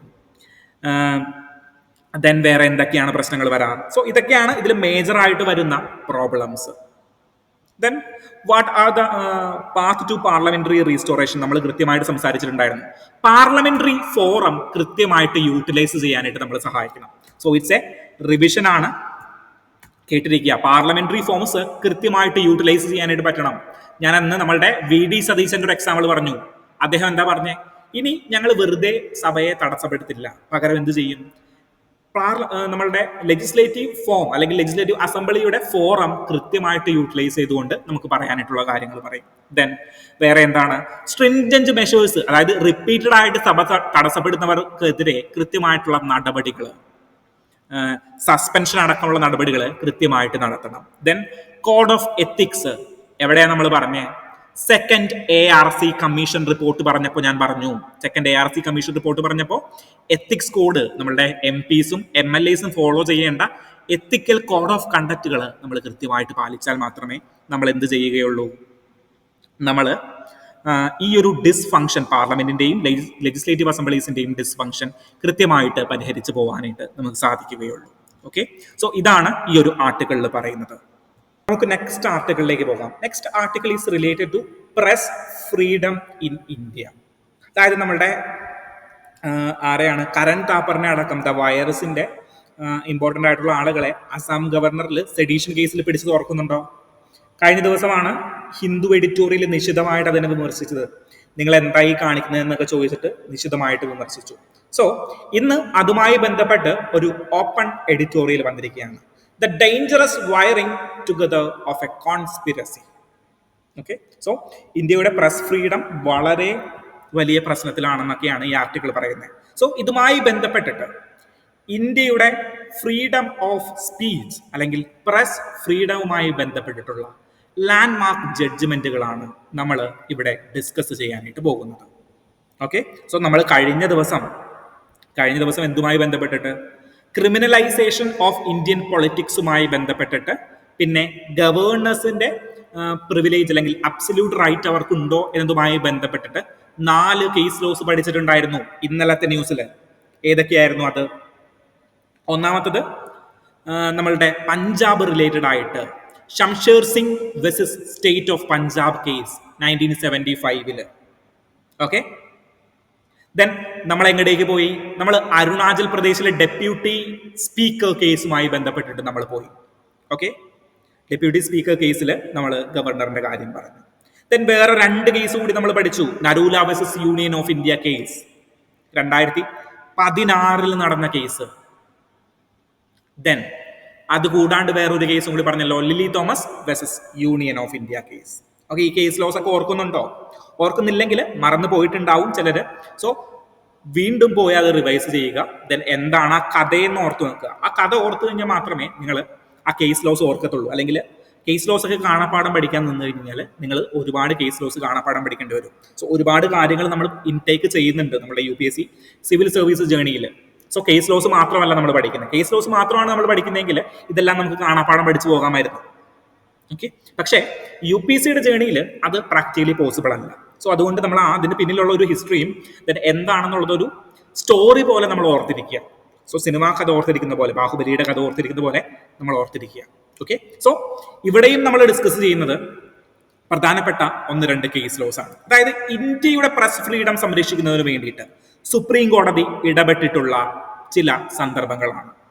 ഓക്കെ, സോ അതിന് കരൺ താപ്പറുമായിട്ട് കഴിഞ്ഞ ദിവസം സെഡീഷൻ FIR ചാർജ് ചെയ്ത കരൺ താപ്പറുമായിട്ട് വരെ ബന്ധമുണ്ട്. അതാണ് ആദ്യത്തെ case law. The first and the major landmark judgment in the press freedom is related to Ramesh Thapar versus State of Madras case. ഏതാണ്? Ramesh Thapar versus State of Madras case. അതിനു മുമ്പ് ഞാനൊരു കാര്യം പറയട്ടെ. പ്രസ് ഫ്രീഡം എന്നുള്ളത് ഏത് ആർട്ടിക്കിളിൽ പറയുന്നുണ്ട്? ഫണ്ടമെന്റൽ റൈറ്റിൽ എവിടെ പറയുന്നുണ്ട്? ആർട്ടിക്കിൾ 19(1). എന്താ പറയുന്നത്? Freedom of speech and expression. എനിക്ക് ഇഷ്ടമുള്ളത് പറയുവാനായിട്ടും അത് കൃത്യമായിട്ട് ഉറച്ച നിലപാടുകൾ പറയാനായിട്ടുമുള്ള എൻ്റെ റൈറ്റ്. ഓക്കെ, അതാണ് ആർട്ടിക്കിൾ 19 പറയുന്നത്. ഓക്കെ, സോ അതിലാണ് ഈ ഫ്രീഡം ഓഫ് നമ്മളുടെ പ്രസ് ഫ്രീഡം ഡെലിബറേറ്റ്ലി എടുത്ത് പറയുന്നത്. ഓക്കെ, സോ ഇംപ്ലിസിറ്റ് ആയിട്ടാണ് പറയുന്നത്. പ്രസ് ഫ്രീഡത്തിന് കൃത്യമായിട്ട് റൈറ്റ് ഉണ്ടെന്നൊന്നും അവിടെ എഴുതി വെച്ചിട്ടില്ല. പക്ഷേ അത് ഇൻഡിക്കേറ്റ് ചെയ്യുന്നത് എന്താണ്? പ്രസ് ഫ്രീഡം കൂടിയുണ്ട് എന്നുള്ളതാണ്. ഓക്കെ, സോ ഇതുമായി ബന്ധപ്പെട്ട് നടന്ന ആദ്യത്തെ കേസ് ലോ ആണ്, സ്വതന്ത്ര ഇന്ത്യയിൽ ആദ്യത്തെ കേസ് നടന്നത് Ramesh Thappar versus state of Madras case. Okay, so ആരാണ് ഈ രമേഷ് താപ്പർ? രമേഷ് താപ്പർ നമ്മളുടെ റോമില താപ്പർ. ഈ താപ്പർ കുടുംബത്തെ നമ്മൾ ഒരുപാട് കേട്ടിട്ടുണ്ട്. റോമില താപ്പർ, ദെൻ കരൺ താപ്പർ, കഴിഞ്ഞ ദിവസം FIR ചാർജ് ചെയ്ത. സോ റോമില താപ്പറിന്റെ ചേട്ടനാണ്. റോമില താപ്പർ ആരാണ്? റോമില താപ്പർ എന്ന് പറഞ്ഞു കഴിഞ്ഞാൽ നമ്മളുടെ ഏൻഷ്യന്റ് ഇന്ത്യ ഹിസ്റ്ററിയുടെ ടെക്സ്റ്റ് ബുക്ക് എഴുതിയിട്ടില്ല. ഏൻഷ്യന്റും മിഡീവിയലും ടെക്സ്റ്റ് ബുക്കുകളൊക്കെ എഴുതിയിട്ടുണ്ട്. So she's A well known historian, Romila Thapar. So അദ്ദേഹത്തിന്റെ ചേട്ടനാണ് ഈ രമേഷ് താപ്പർ. അദ്ദേഹത്തിന് ഒരു പത്രം ഉണ്ടായിരുന്നു, അല്ലെങ്കിൽ ഒരു പീരിയോഡിക്കൽസ് ഉണ്ടായിരുന്നു. ക്രോസ് റോഡ് എന്നായിരുന്നു ആ ഒരു മാഗസിന്റെ പേര്. ഇറ്റ്സ് എ വീക്ക്ലി മാഗസിൻ അല്ലെങ്കിൽ വീക്ക്ലി പീരിയോഡിക്കൽസ്. അതെന്തായിരുന്നു? ക്രോസ് റോഡ് എന്നായിരുന്നു ഇതിന്റെ പേര്. അതില് ഹൈലി ലെഫ്റ്റിസ്റ്റ് ആയിട്ടുള്ള കണ്ടന്റുകളായിരുന്നു ഈ ക്രോസ് റോഡിൽ അന്ന് എഴുതിക്കൊണ്ടിരുന്നത്. അതായത് കുറച്ചും കൂടി സോഷ്യലിസ്റ്റിക് ചിന്താഗതിയുള്ള ഒരു ന്യൂസ് പേപ്പർ ആയിരുന്നു, അല്ലെങ്കിൽ ഒരു മാഗസീൻ ആയിരുന്നു ഈ ക്രോസ് റോഡ് എന്ന് പറഞ്ഞു കഴിഞ്ഞാൽ. അന്ന് സ്റ്റേറ്റ് ഓഫ് മദ്രാസിന് എതിരെ ഈ ക്രോസ് റോഡ് ശബ്ദിച്ചു. അതായത് 20ഓളം പേരെ കമ്മ്യൂണിസ്റ്റുകളെ എതിർത്തതുമായി ബന്ധപ്പെട്ടിട്ട് ഒരു ഗംഭീരമായിട്ടുള്ള ആർട്ടിക്കിൾ എവിടെ വന്നു? ഈ ക്രോസ് റോഡ് ദിനപത്രത്തിൽ, അല്ലെങ്കിൽ ക്രോസ് റോഡ് മാസികയിൽ വന്നു. ഇത് മദ്രാസ് ഗവൺമെന്റിന് ഇഷ്ടപ്പെട്ടില്ല. Madras government maintenance of public order act, അതായത് Madras maintenance of public order act പ്രകാരം ആരെ തട്ടി? ഈ ക്രോസ് റോഡ് മാസികയെ എന്ത് ചെയ്തു? കൂച്ചുവിലം കിട്ടു. രമേഷ് താപ്പർ നേരെ കോടതിയിലേക്ക് പോയി. രമേഷ് താപ്പർ നേരെ കോടതിയിലേക്ക് പോയിട്ട് പറഞ്ഞു, കോടതി, എൻ്റെ ആർട്ടിക്കിൾ 19 ഇവിടെ ലംഘിക്കപ്പെട്ടിരിക്കുകയാണ്. കാരണം എന്താണ്? ആർട്ടിക്കിൾ 19 കോൺസ്റ്റിറ്റ്യൂഷൻ പറയുന്നുണ്ട് എന്ത്? Freedom of speech and expression. ഞാൻ കൃത്യമായിട്ട് എൻ്റെ നിലപാടുകൾ എൻ്റെ ക്രോസ് റോഡ് എന്ന് പറയുന്ന പത്രത്തിലൂടെ പറഞ്ഞപ്പോൾ ഇവന്മാര് maintenance of public order act പ്രകാരം അതിന് തട്ടിക്കളഞ്ഞിരിക്കുകയാണ്. എൻ്റെ ഫണ്ടമെന്റൽ റൈറ്റ് ലംഘിക്കപ്പെട്ടിരിക്കുന്നു. കോടതി, സുപ്രീം കോടതിയിലേക്ക് കേസ് പോയി. കോടതി പറഞ്ഞു ആ ആക്ടിലെ ആ ഭാഗം എന്താണ്? അൺകോൺസ്റ്റിറ്റ്യൂഷണൽ ആണ്. ആ ഭാഗം എന്താണ്? അൺകോൺസ്റ്റിറ്റ്യൂഷണൽ ആണ്. Stating that the restrictions on free speech must be narrowly defined and linked to security of the state. So ഈ സെക്യൂരിറ്റി ഓഫ് സ്റ്റേറ്റ് എന്താണെന്നുള്ളത് ഈ മെയിൻ്റനൻസ് ഓഫ് പബ്ലിക് ഓർഡർ ആക്ടിൽ ഡിഫൈൻ ചെയ്തിട്ടില്ല. ദെൻ അത് നാരോവിലി ആണ് എഴുതിയിരിക്കുന്നത്, അതായത് ബ്രോഡ് സെൻസിലൊന്നും അല്ല എഴുതിയിരിക്കുന്നത്. അത് അൺകോൺസ്റ്റിറ്റ്യൂഷണൽ ആണ്. രമേശ് താപ്പറിന് ക്രോസ് റോഡുമായിട്ട് തുടരാം എന്ന് ആര് പറഞ്ഞു? നമ്മളുടെ സുപ്രീം കോടതി പറഞ്ഞു. സോ പ്രസ് ഫ്രീഡവുമായി ബന്ധപ്പെട്ട ആദ്യത്തെയും ഇമ്പോർട്ടന്റുമായിട്ടുള്ള ജഡ്ജ്മെന്റ് ഏതാണ്? Ramesh Thappar versus state of Madras case ആണ്. ഓക്കെ, ഇതാണ് ഇതിനൊരു ടെയിൽ എൻഡ് കൂടിയുണ്ട്. ഈ ഒരു കേസ് കാരണമാണ് 1951 നമ്മൾ first constitutional amendment act introduce ചെയ്യുന്നത്. അപ്പൊ നിങ്ങൾക്കൊരു സംശയം വന്നോ? ഇയാള് പണ്ട് റിസർവേഷന്റെ കഥ പറഞ്ഞുകൊണ്ടിരിക്കുന്ന സമയത്ത് ഇത് തന്നെയല്ലേ ആള് അന്നും പറഞ്ഞത്? അതായത് ചെമ്പകം Dorairajan versus state of Madras എന്ന് പറഞ്ഞൊരു കേസ് ഇൻട്രൊഡ്യൂസ് ചെയ്തിട്ട് അന്നും അയാൾ പറഞ്ഞു ഫസ്റ്റ് കോൺസ്റ്റിറ്റ്യൂഷണൽ അമെൻഡ്മെന്റ് കൊണ്ടുവരാനായിട്ടുള്ള കാരണം Champakam Dorairajan versus state of Madras case ആണ് എന്ന്.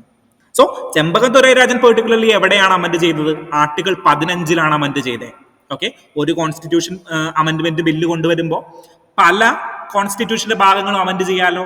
സോ ആർട്ടിക്കിൾ 19 അമെൻഡ്മെന്റ് എന്തൊക്കെയാണ്? അമെൻഡ്മെന്റ് കൊണ്ടുവന്നിട്ട് പറഞ്ഞേ ചില റീസണബിൾ റെസ്ട്രിക്ഷനുകൾ കൊണ്ടുവന്നു. എന്തൊക്കെ? Public order, incitement to an offence, friendly relationship with foreign state, ഇങ്ങനെയുള്ള കാര്യങ്ങളിലൊക്കെ എന്ത് ചില റീസണബിൾ റെസ്ട്രിക്ഷൻ കൊണ്ടുവന്നു. സോ ആർട്ടിക്കിൾ 19 ഒന്ന് ചേഞ്ച് ചെയ്യാനായിട്ടുള്ള കോൺസ്റ്റിറ്റ്യൂഷണൽ അമെൻഡ്മെന്റ്, ഫസ്റ്റ് കോൺസ്റ്റിറ്റ്യൂഷണൽ അമെൻഡ്മെന്റിന്റെ ആർട്ടിക്കിൾ 19 ചേഞ്ച് ചെയ്യാനായിട്ടുള്ള കാരണം എന്താണ്? ഈ രമേശ് താപ്പർ കേസാണ്. ആർട്ടിക്കിൾ 14 15 അമെൻഡ് ചെയ്യാനായിട്ടുള്ള കാരണം എന്താണ്? നമ്മളുടെ Champakam Dorairajan versus state of Madras case. So Madras ഹൈക്കോടതിയാണ് അന്ന് ഗംഭീരമായിട്ടുള്ള വിധികളൊക്കെ പുറപ്പെടുവിച്ചുകൊണ്ടിരുന്നത്.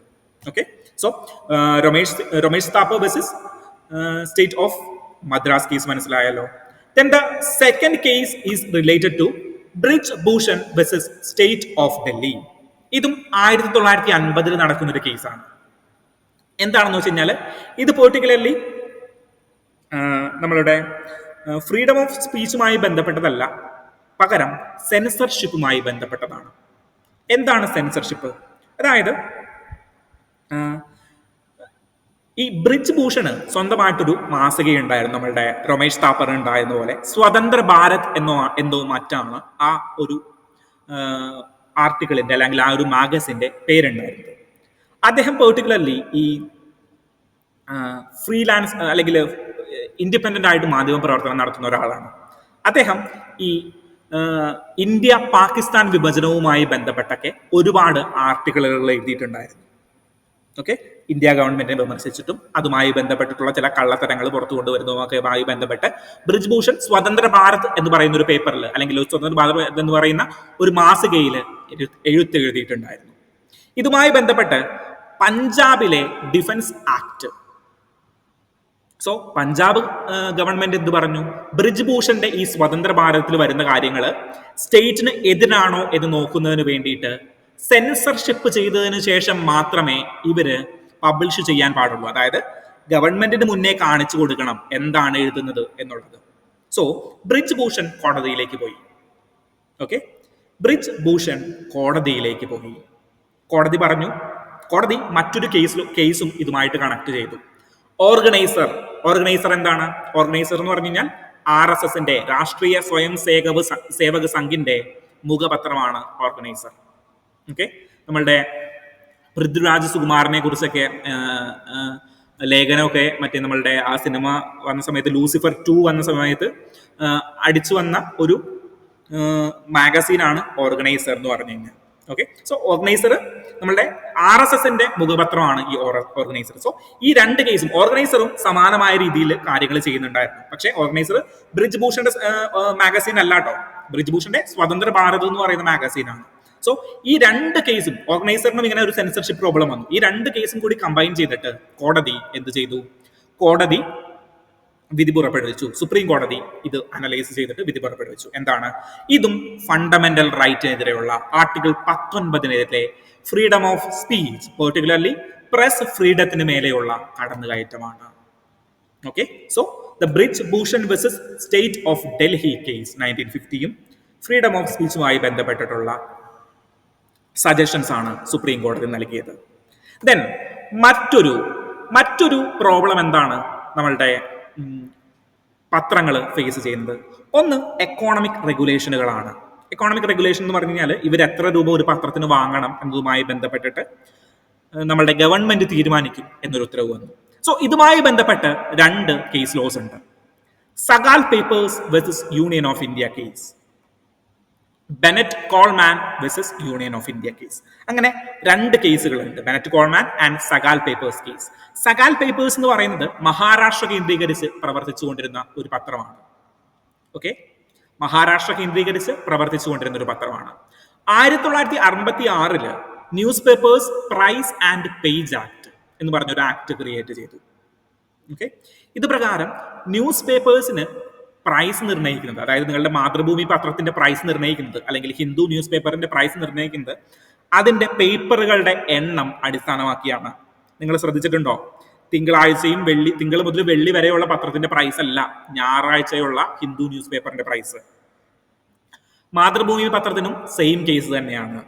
ഓക്കെ, സോ ഈ ഒരു ആക്ട് പ്രകാരം 1956 ഈ ഒരു ആക്ട് പ്രകാരം സപ്ലിമെന്റ്സിന്റെ എണ്ണം എത്ര വേണമെന്നും അഡ്വർടൈസ്മെന്റിന്റെ എത്ര, അതായത് സഗാൽ പേപ്പേഴ്സ് അറൌണ്ട് 40% അഡ്വർടൈസ്മെന്റിലാണ് ജീവിച്ചു പോകുന്നത്.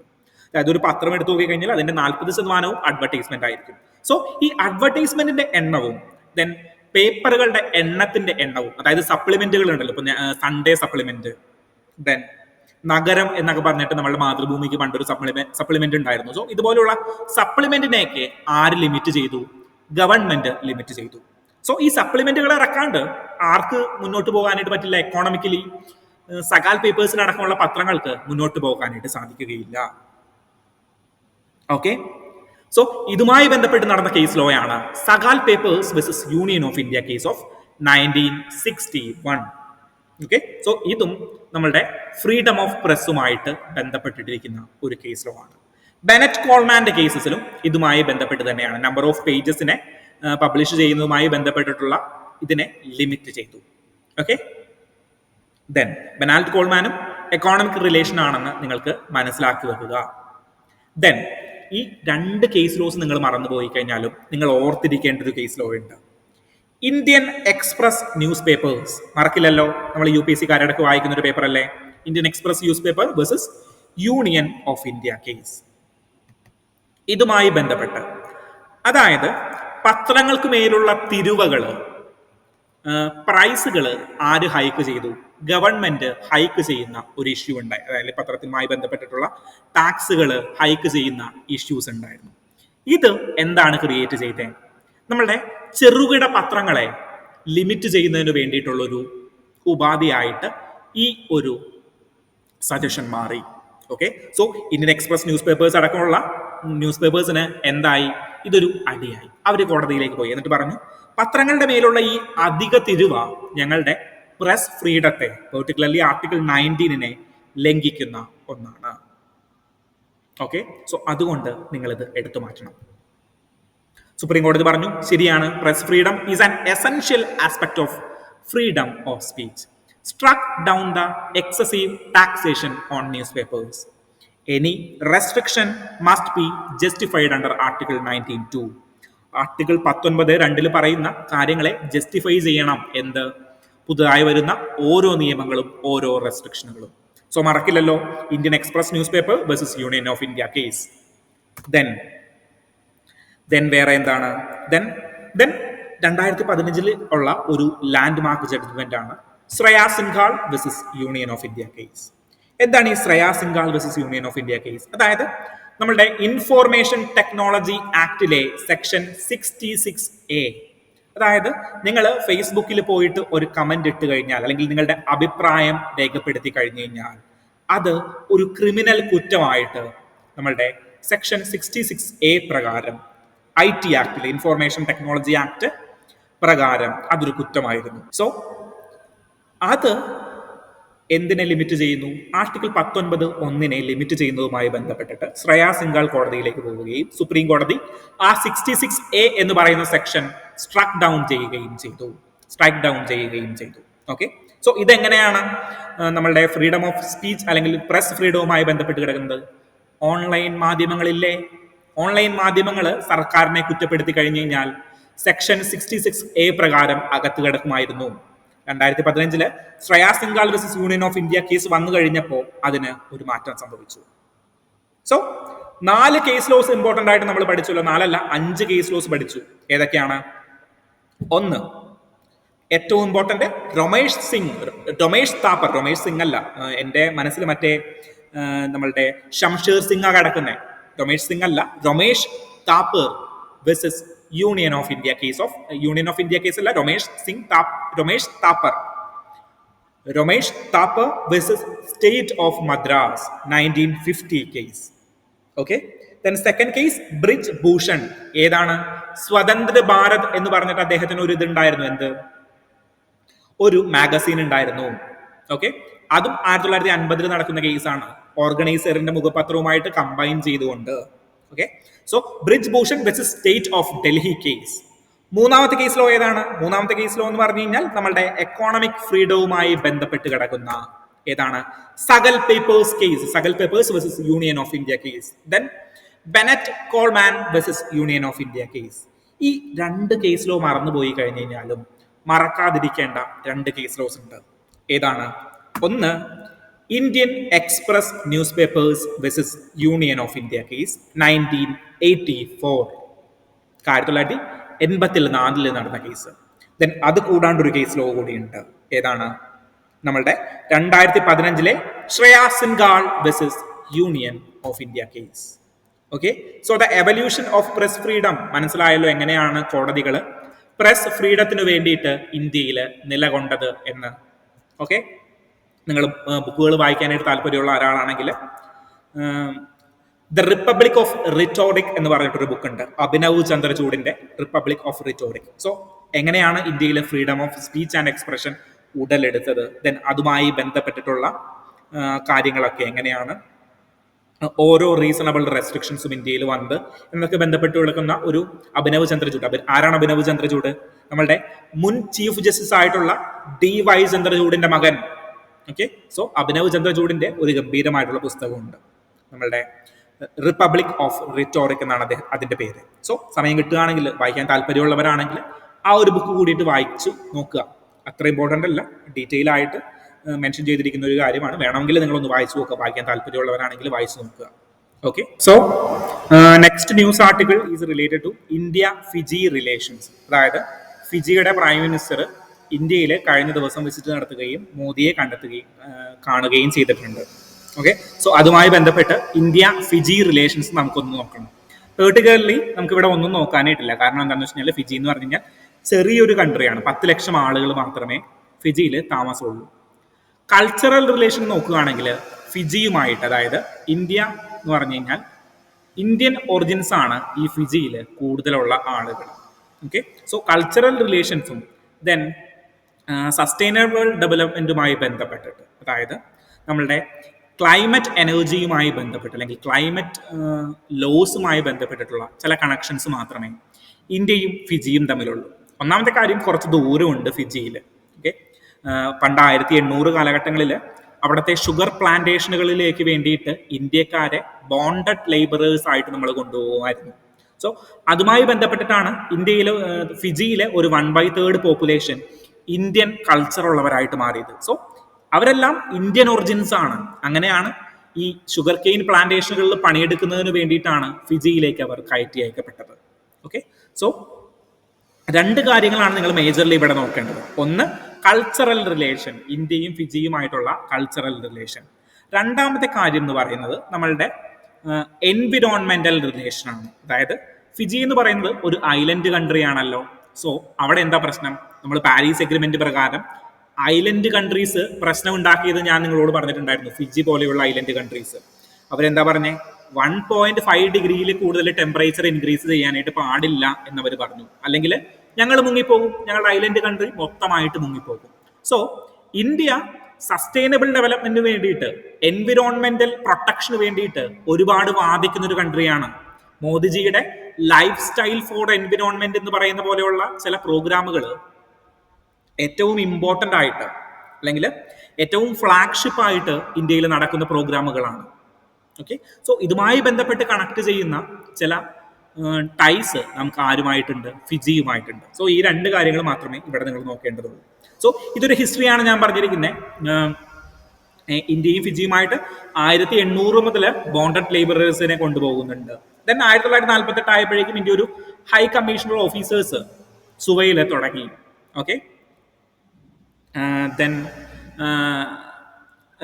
എന്താണ് കമ്മീഷണർ ഓഫീസേഴ്സ് ആണ് തുടങ്ങിയത്. ദെൻ 1970 ആയപ്പോഴേക്കും ഹൈ കമ്മീഷണേഴ്സ് ഓഫീസർ എന്ന് പറഞ്ഞ് നമ്മൾ അതിനെ അപ്ഗ്രേഡ് ചെയ്തു. ദെൻ ഇപ്പോൾ കറന്റ് 10 ലക്ഷം പോപ്പുലേഷൻസ് ആണ് അവിടെ ഉള്ളത്. ദെൻ എന്താണ് അതിലൊരു 3 ലക്ഷം പോപ്പുലേഷൻസോളം ഇന്ത്യക്കാരാണ്. ഓക്കെ, ഇന്ത്യ ഹ്യൂജ്ലി ഒരുപാട് സപ്പോർട്ട് ഫിജിക്ക് വേണ്ടിയിട്ട് ചെയ്യുന്നുണ്ട്. എന്തൊക്കെയാണ്? ഡെവലപ്മെന്റ് പാർട്ണർഷിപ്പുകൾ, ഡെവലപ്മെന്റിന് വേണ്ടിയിട്ട് സപ്പോർട്ടുകൾ, ട്രെയിനിങ്ങുകൾ, ആളുകൾക്ക് ട്രെയിനിങ്, ദെൻ കമ്മ്യൂണിറ്റി സപ്പോർട്ടുകൾ, ഹ്യൂമാനിറ്റേറിയൻ എയ്ഡ്സുകൾ, അങ്ങനെ ഡിഫറെന്റ് കാര്യങ്ങൾ, particularly pharmaceutical industry, health care സെക്ടറിന് വേണ്ടിയിട്ട് ന്യൂട്രീഷൻസ്, ദെൻ എന്തെങ്കിലും പെട്ടെന്നൊരു നാച്ചുറൽ കലാമിറ്റി അല്ലെങ്കിൽ നാച്ചുറൽ ഡിസാസ്റ്റേഴ്സ് ഉണ്ടായി കഴിഞ്ഞ് കഴിഞ്ഞാൽ അതിനു വേണ്ടിയിട്ടുള്ള സപ്പോർട്ടുകൾ, ഹെൽത്ത് കെയർ സപ്പോർട്ടുകൾ, ദെൻ വേറെ എന്താണ് മെഡിക്കൽ ട്രീറ്റ്മെന്റുകൾ അടക്കമുള്ള കാര്യങ്ങൾ നമ്മൾ അവിടെ കൊടുക്കുന്നുണ്ട്. ദെൻ എഡ്യൂക്കേഷണൽ ഇൻഫ്രാസ്ട്രക്ചറുകളിൽ നമ്മൾ കൂടുതലായിട്ട് ഇൻവെസ്റ്റ്മെന്റുകൾ ചെയ്യുന്നുണ്ട്.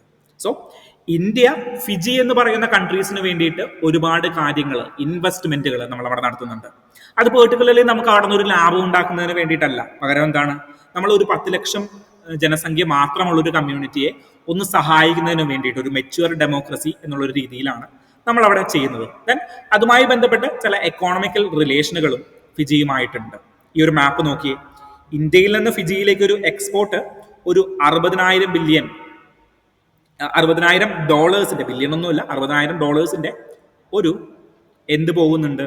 എക്സ്പോർട്ട് പോകുന്നുണ്ട്. പക്ഷെ ഫിജിയിൽ ലിമിറ്റഡ് ആയിട്ടുള്ള എക്സ്പോർട്ടുകളെ ഫിജിയിൽ നിന്ന് ഇന്ത്യയിലേക്ക് നടക്കുന്നുള്ളൂ. നാമമാത്രമായിട്ടുള്ള എക്സ്പോർട്ടുകൾ മാത്രമേ ഇന്ത്യയിലേക്ക് നടക്കുന്നുള്ളൂ. പെർട്ടിക്കുലർലി ഒന്നും തന്നെ നടക്കുന്നില്ല. കാരണം എന്താണ്? 10 ലക്ഷം ജനസംഖ്യ മാത്രമേ അവിടെ ഉള്ളൂ. കേരളത്തിൽ 3.5 കോടി ജനങ്ങളുണ്ട്. ഓക്കെ, 2011 സെൻസസ് പ്രകാരം 3 കോടി ജനങ്ങൾ ഇന്ത്യയിൽ, കേരളത്തിൽ തന്നെയുണ്ട്. സോ എത്രമാത്രം ചെറിയൊരു കൺട്രിയാണ് നിങ്ങൾക്ക് ഊഹിക്കാം. ഇവിടെ ഇമ്പോർട്ടൻ്റ് ആയിട്ട് നോക്കേണ്ടത് ഒന്നാമത്തത് ഈ ക്ലൈമറ്റ് പാർട്ണർഷിപ്പുകളാണ്. ഓക്കെ, സോ കൾച്ചറൽ പാർട്ണർഷിപ്പ് ഞാൻ പറഞ്ഞു, ക്ലൈമറ്റ് പാർട്ണർഷിപ്പാണ്. ഫിജി പെർട്ടിക്കുലർലി ക്ലൈമറ്റ് വൾണറബിൾ ആയിട്ടുള്ളൊരു കൺട്രിയാണ്. സോ ഇന്ത്യയുമായിട്ട് ലൈഫ് സ്റ്റൈൽ ഫോർ എൻവിറോൺമെന്റ് എന്ന് പറയുന്ന പ്രോഗ്രാമിന് വലിയൊരു സപ്പോർട്ടാണ് ഫിജിയുടെ ഭാഗത്ത് നിന്ന് കിട്ടിയിരിക്കുന്നത്. ദെൻ ഇന്റർനാഷണൽ സോളാർ അലയൻസ് ആണെങ്കിലും, സോ ഡിഫറെന്റ് പ്രോഗ്രാംസിൽ, എനർജി പ്രോഗ്രാംസുകളിൽ അല്ലെങ്കിൽ എൻവിറോൺമെന്റൽ പ്രൊട്ടക്ഷൻ പ്രോഗ്രാംസിന് ആദ്യം സപ്പോർട്ട് ചെയ്യുന്നത് ഫിജി ആയിരിക്കും. ഓക്കെ, സോ റിന്യൂവബിൾ എനർജിക്ക് വേണ്ടിയിട്ട്, ദെൻ ഗ്ലോബൽ വാർമിംഗ് കുറയ്ക്കുന്നതിന് വേണ്ടിയിട്ട്, ഫോസിൽ ഫ്യൂവൽസ് കുറയ്ക്കുന്നതിന് വേണ്ടിയിട്ട്, ഇതിനെല്ലാം ഈ ഫിജി ഇന്ത്യയുമായിട്ട് സപ്പോർട്ട് ചെയ്യുന്നുണ്ട്. 33% ആളുകളും എവിടെയാണ്? ഇന്ത്യക്കാരാണ് ഫിജിയിലുള്ളത്. ഏകദേശം 3 ലക്ഷത്തോളം ആളുകൾ ഫിജിയിൽ ഇന്ത്യക്കാരായിട്ടുണ്ട്. സോ ഇതാണ് ഇന്ത്യ ഫിജി റിലേഷനുകളിൽ നിങ്ങൾ പ്രധാനമായിട്ടും ഒന്ന് അറിഞ്ഞിരിക്കുക എന്ന് മാത്രമാണ് ഇവിടെ നിങ്ങൾക്ക് ചെയ്യാനായിട്ടുള്ള കാര്യം. ഓക്കെ, ദെൻ ഈ ഒരു വാർത്ത നോക്കിയേ. നെക്സ്റ്റ് ആർട്ടിക്കിളിലേക്കാണ് നമ്മൾ പോകുന്നത്. Stealth frigates Udayagiri, INS Udayagiri. Okay, എവിടെയെങ്കിലും കേട്ടിട്ടുണ്ടോ? എവിടെയോ ഞാൻ ഈ ഒരു പേര് കേട്ടിട്ടുണ്ട് എന്നല്ലേ നിങ്ങളിപ്പോൾ ചിന്തിക്കുന്നത്? അങ്ങനെയാണെങ്കിൽ ഈ ഒരു ന്യൂസ് നിങ്ങൾ കണ്ടതായിട്ട് ഓർക്കുന്നുണ്ടോ? ഒരു മാസമായിട്ടുണ്ടാവും ചിലപ്പോൾ നമ്മൾ ഈ ഒരു ന്യൂസ് കണ്ടിട്ട്. Navy index second indigenous stealth frigates. അന്ന് ഞാൻ ഡീറ്റെയിൽ ആയിട്ട് പറഞ്ഞിട്ടുണ്ടായിരുന്നു എങ്ങനെയാണ് നേവിയുടെ വെസൽസുകൾ നമ്മൾ തരംതിരിച്ചിരിക്കുന്നത്. സോ ഞാനൊന്ന് ചെറുതായിട്ട് പറയാം, പുതുതായിട്ട് അന്നത്തെ ന്യൂസ് കാണാതെ പുതുതായിട്ട് നമ്മളുടെ ന്യൂസുകൾ കണ്ട ആരെങ്കിലും ഉണ്ടെങ്കിൽ ഒന്ന് മനസ്സിലാക്കാൻ വേണ്ടിയിട്ട്. നിങ്ങൾക്ക് എന്തെങ്കിലും സംശയം ഉണ്ടെങ്കിൽ ആ ഒരു ന്യൂസ് ആർട്ടിക്കിൾ നിങ്ങളൊന്ന് ഫൈൻഡ് ചെയ്യുക. ഓക്കെ, സോ നിങ്ങൾക്ക് സംശയം ഉണ്ടാവും ഏത് ദിവസത്തെയാണ്. എനിക്കും സംശയമുണ്ട്. അപ്പോൾ ഞാൻ ചെക്ക് ചെയ്യുന്നത് നമ്മളുടെ സ്ലൈഡുകൾ നമ്മൾ ഗ്രൂപ്പിൽ അപ്ഡേറ്റ് ചെയ്തിട്ടില്ലേ, നമ്മളുടെ ടെലഗ്രാം ചാനലിൽ അപ്ഡേറ്റ് ചെയ്തിട്ടില്ലേ, അല്ലെങ്കിൽ നിങ്ങൾ പേഴ്സണലി മെസ്സേജ് അയക്കുക, നമ്മളുടെ വാട്സപ്പ് നമ്പറിൽ മെസ്സേജ് അയക്കുക, സ്ലൈഡുകൾ ഒന്ന് തരാമോ. ചില നമ്മളുടെ കോപ്പിറൈറ്റ് ഇഷ്യൂ വരുന്നതുകൊണ്ടാണ് ചില ദിവസങ്ങളിലെ സ്ലൈഡുകൾ നമ്മൾ അപ്ലോഡ് ചെയ്യാത്തത്. കാരണം ഇത് സാധാരണ ആളുകൾ പോയിട്ട് യൂട്ടിലൈസ് ചെയ്യുന്നുണ്ട് ചില ഇൻസ്റ്റിറ്റ്യൂട്ടുകൾ. നമ്മൾ അത്രയും പാടുപെട്ടുണ്ടാക്കുന്ന സ്ലൈഡുകളാണ്. സോ അതുകൊണ്ടാണ് നമ്മളിത് ചില ദിവസങ്ങളിൽ ഈ ടെലഗ്രാം ചാനലിലടക്കം നമ്മൾ ഇടാത്തത്. സോ ഇതിൽ നമ്മളൊന്ന് നമ്മളുടെ ലോഗോയും കാര്യങ്ങളൊക്കെ വെക്കാനായിട്ടുള്ളൊരു കാര്യങ്ങൾ നമ്മൾ നോക്കുന്നുണ്ട്. ഓക്കെ, സോ അതൊന്ന് സെറ്റായി കഴിയുമ്പോൾ എല്ലാവരിലേക്കും ഈ സ്ലൈഡ് ഉൾപ്പെടെ നമ്മൾ ഡിസ്ട്രിബ്യൂട്ട് ചെയ്യാം. ഓക്കെ, സോ ഇപ്പം നിങ്ങൾക്ക് എന്തെങ്കിലും സംശയമുണ്ട്, ഈ ഒരു ഡിസ്കഷനിൽ എന്തെങ്കിലും സംശയം ഉണ്ടെങ്കിൽ നമ്മൾ നേരിട്ട് നമ്മളുടെ മെസ്സേജ് അയച്ചു കഴിഞ്ഞാൽ നമ്മൾ ആ സ്ലൈഡുകൾ നിങ്ങൾക്ക് അയച്ചു തരാം. ഓക്കെ, നമുക്ക് ഒരു കുഴപ്പമില്ല, നിങ്ങൾ പഠിക്കാൻ വേണ്ടിയിട്ട് ഈ സ്ലൈഡുകളൊക്കെ യൂസ് ചെയ്യണം എന്ന് തന്നെയാണ് ഞാൻ പറയുന്നത്. ഓക്കെ, സോ നേവൽ ക്ലാസ്സുകൾ എങ്ങനെയാണ് ഡിവൈഡ് ചെയ്തിരിക്കുന്നത്, അല്ലെങ്കിൽ നേവൽ വെസൽസുകളെ നമ്മൾ എങ്ങനെയാണ് ഡിവൈഡ് ചെയ്തിരിക്കുന്നതെന്ന് നമുക്കൊന്ന് നോക്കാം. സോ 5 മിനിറ്റിൽ നമുക്ക് ഈ ഒരു ഡിസ്കഷൻ തീർക്കാം. എങ്ങനെയാണ് നേവൽ വെസൽസിനെ ഡിവൈഡ് ചെയ്തിരിക്കുന്നത്? ഒന്ന്, എയർക്രാഫ്റ്റ് കാരിയറുകൾ ഉണ്ട്. നമുക്ക് നേവിയുടെ എന്തൊക്കെ തരം കപ്പലുകൾ ഉണ്ട് എന്നതാണ് നമ്മൾ നോക്കാൻ പോകുന്നത്. എയർക്രാഫ്റ്റുകളെ ക്യാരി ചെയ്യുന്നത് INS വിക്രാന്ത് എന്നൊക്കെ പേരുള്ള ചില എയർക്രാഫ്റ്റ് കാരിയറുകളുണ്ട്. ദെൻ ആംഫീബിയസ് വാർഷിപ്പുകൾ ഉണ്ട്. ആംഫീബിയസ് വാർഷിപ്പുകൾ എന്ന് പറഞ്ഞു കഴിഞ്ഞാൽ കരയിൽ ഒരു യുദ്ധം നടക്കുന്ന സമയത്ത്, നമ്മൾ ഒരു വാർ ഇന്ത്യയും പാകിസ്ഥാനുമായിട്ട് നടക്കുന്ന സമയത്ത് നമ്മൾ എന്ത് ചെയ്യും? അതിനെ സപ്പോർട്ട് ചെയ്യുന്നതിന് വേണ്ടിയിട്ട്, കരയുദ്ധത്തെ സപ്പോർട്ട് ചെയ്യുന്നതിന് വേണ്ടിയിട്ടുള്ള കപ്പലുകളെയാണ് നമ്മൾ ആംഫീബിയസ് വെസലുകൾ എന്ന് വിളിക്കുന്നത്. ഓക്കെ, ദെൻ ഇത് കൂടാണ്ട് നമുക്ക് എന്തുണ്ട്? ഇത് കൂടാണ്ട് നമുക്ക് ഡിസ്ട്രോയേഴ്സ് ഉണ്ട്. അതായത് മറ്റൊരു കപ്പൽപ്പട ഇന്ത്യയുടെ വെസൽസിനെ, ഇന്ത്യയുടെ നേവൽ ഷിപ്പുകളെ ആക്രമിച്ചു കഴിയുമ്പോൾ നമ്മൾ ഈ കപ്പൽപ്പടയെ അല്ലെങ്കിൽ ഈ വെസൽസിനെ നമ്മൾ റിട്ടേൺ അറ്റാക്ക് ചെയ്യും. അതിന് വേണ്ടിയിട്ടുള്ള അതിനെ വിളിക്കുന്ന പേരാണ് destroyers. Okay, so aircraft carrier, amphibious warship, destroyers. ഇത്രയേ ഉള്ളൂ നമുക്ക്. അല്ല, എസ്കോട്ടുകൾ പോകുന്ന അല്ലെങ്കിൽ മേജർ ആയിട്ടുള്ള ഷിപ്പുകൾക്ക് എസ്കോട്ട് പോകുന്ന, ഏറ്റവും ഫ്രണ്ടിൽ പോയിട്ട് വഴി തെളിയിക്കുന്ന ഷിപ്പുകളുണ്ട്, സാരഥികളുണ്ട്. അതിനെയാണ് ഫ്രിഗേറ്റ്സുകൾ എന്ന് നമ്മൾ വിളിക്കുന്നത്. ദെൻ കോർവെറ്റ്സ് എന്ന് പറഞ്ഞിട്ടുള്ള ചില സീരീസുകളുണ്ട്. ദെൻ സബ്മെറൈൻസ് ഉണ്ട്, നമുക്ക് മുങ്ങിക്കപ്പലുകളുണ്ട്. സോ ഇങ്ങനെ പലതരം ഡിവൈഡുകൾ നമ്മളുടെ നേവിയുടെ ഷിപ്പുകളിൽ ഉണ്ട്. ഓക്കെ, അതിൽ ഒരു ഡിവൈഡാണ് ഈ സ്റ്റെൽത്ത് ഫ്രിഗേറ്റ്സുകൾ. സോ ഫ്രിഗേറ്റ് എന്ന് പറയുന്ന പേരുകൾ കേൾക്കുമ്പോൾ നിങ്ങളുടെ മനസ്സിലേക്ക് എന്ത് വന്നു ആദ്യം? അത് മേജർ വാർഷിപ്പ് അല്ല, അല്ലെങ്കിൽ നേരിട്ട് പോയി അറ്റാക്ക് ചെയ്യുന്നതല്ല. പകരം എസ്കോട്ടുകൾ പോകുന്ന, സർച്ചുകൾ നടത്തുന്ന, അല്ലെങ്കിൽ ബാക്കിയുള്ള ഷിപ്പുകൾക്ക്, വാർഷിപ്പുകൾക്ക് സപ്പോർട്ട് പ്രൊവൈഡ് ചെയ്യുന്ന ഷിപ്പുകളാണ് ഈ ഫ്രിഗേറ്റ്സുകൾ എന്ന് പറയുന്നത്. ഓക്കെ, ചിലപ്പോൾ യുദ്ധ സാമഗ്രികൾ കൊണ്ടുവരുന്നതിന് വേണ്ടിയിട്ട്, അല്ലെങ്കിൽ ഫുഡുകൾ കൊണ്ടുവരുന്നതിന് വേണ്ടിയിട്ട്, അല്ലെങ്കിൽ മെഷീനറീസ് കൊണ്ടുവരുന്നതിന് വേണ്ടിയിട്ടൊക്കെ യൂട്ടിലൈസ് ചെയ്യുന്ന, വേഗത്തിലെത്തണം, ഒരു പ്രശ്നം ഉണ്ടായിക്കഴിഞ്ഞാൽ വേഗത്തിലെത്തണം. ഫോർ എക്സാമ്പിൾ, വലിയ കപ്പലുകൾ പോവില്ല. സോ പെട്ടെന്ന് നമ്മളുടെ മാരിടൈം റീജിയനിൽ, പസഫിക് ഓഷ്യനിൽ ഒരു കപ്പൽ മുങ്ങി, അല്ലെങ്കിൽ ഒരു കപ്പൽ അപകടത്തിൽപ്പെട്ടു. സോ പെട്ടെന്ന് ആളുകളെ ആയിട്ട് നമ്മളുടെ ഈ ഇവിടേക്ക് കൊണ്ടുപോകണം, നമ്മളുടെ ആളുകളെയും വഹിച്ചുകൊണ്ട് ആ ഒരു ഏരിയയിലേക്ക് എത്തണം. സോ ഇതിനെല്ലാം യൂട്ടിലൈസ് ചെയ്യുന്ന ഷിപ്പുകളെയാണ് ഫ്രിഗേറ്റ് ഷിപ്പുകൾ എന്ന് പറയുന്നത്. അതിൽ ഒരു ഫ്രിഗേറ്റ് ക്ലാസ്സുകളുണ്ട്, ഡിഫറെന്റ് ഫ്രിഗേറ്റ് ക്ലാസ്സുകളുണ്ട്. ക്ലാസ്സുകൾ എന്ന് പറഞ്ഞു കഴിഞ്ഞാൽ ഒരു ക്ലാസിന്റെ അണ്ടറിൽ ഒരു 4-5 ഷിപ്പുകൾ വരും. 4-5 അല്ല, 6-7 ഷിപ്പുകൾ വരും. പെർട്ടിക്കുലർലി ശിവാലി ക്ലാസ്, തൽവാർ ക്ലാസ്, അങ്ങനെ ഡിഫറെന്റ് ക്ലാസ്സുകൾ ഈ ഷിപ്പുകളിൽ വരും. ഓക്കെ, സോ അതിൽ ഒരു ഷിപ്പാണ് ഈ INS നീൽഗിരി എന്ന് പറയുന്നത്. ഏതാണ്?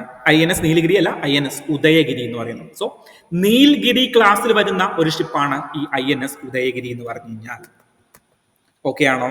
സോ INS ഉദയഗിരി എന്ന് എന്താണെന്ന് മനസ്സിലായല്ലോ. ദെൻ എവിടെയാണ് ഈ ഒരു ഷിപ്പ് ബിൽഡ് ചെയ്തിരിക്കുന്നത്? ഗോവയിലാണ്.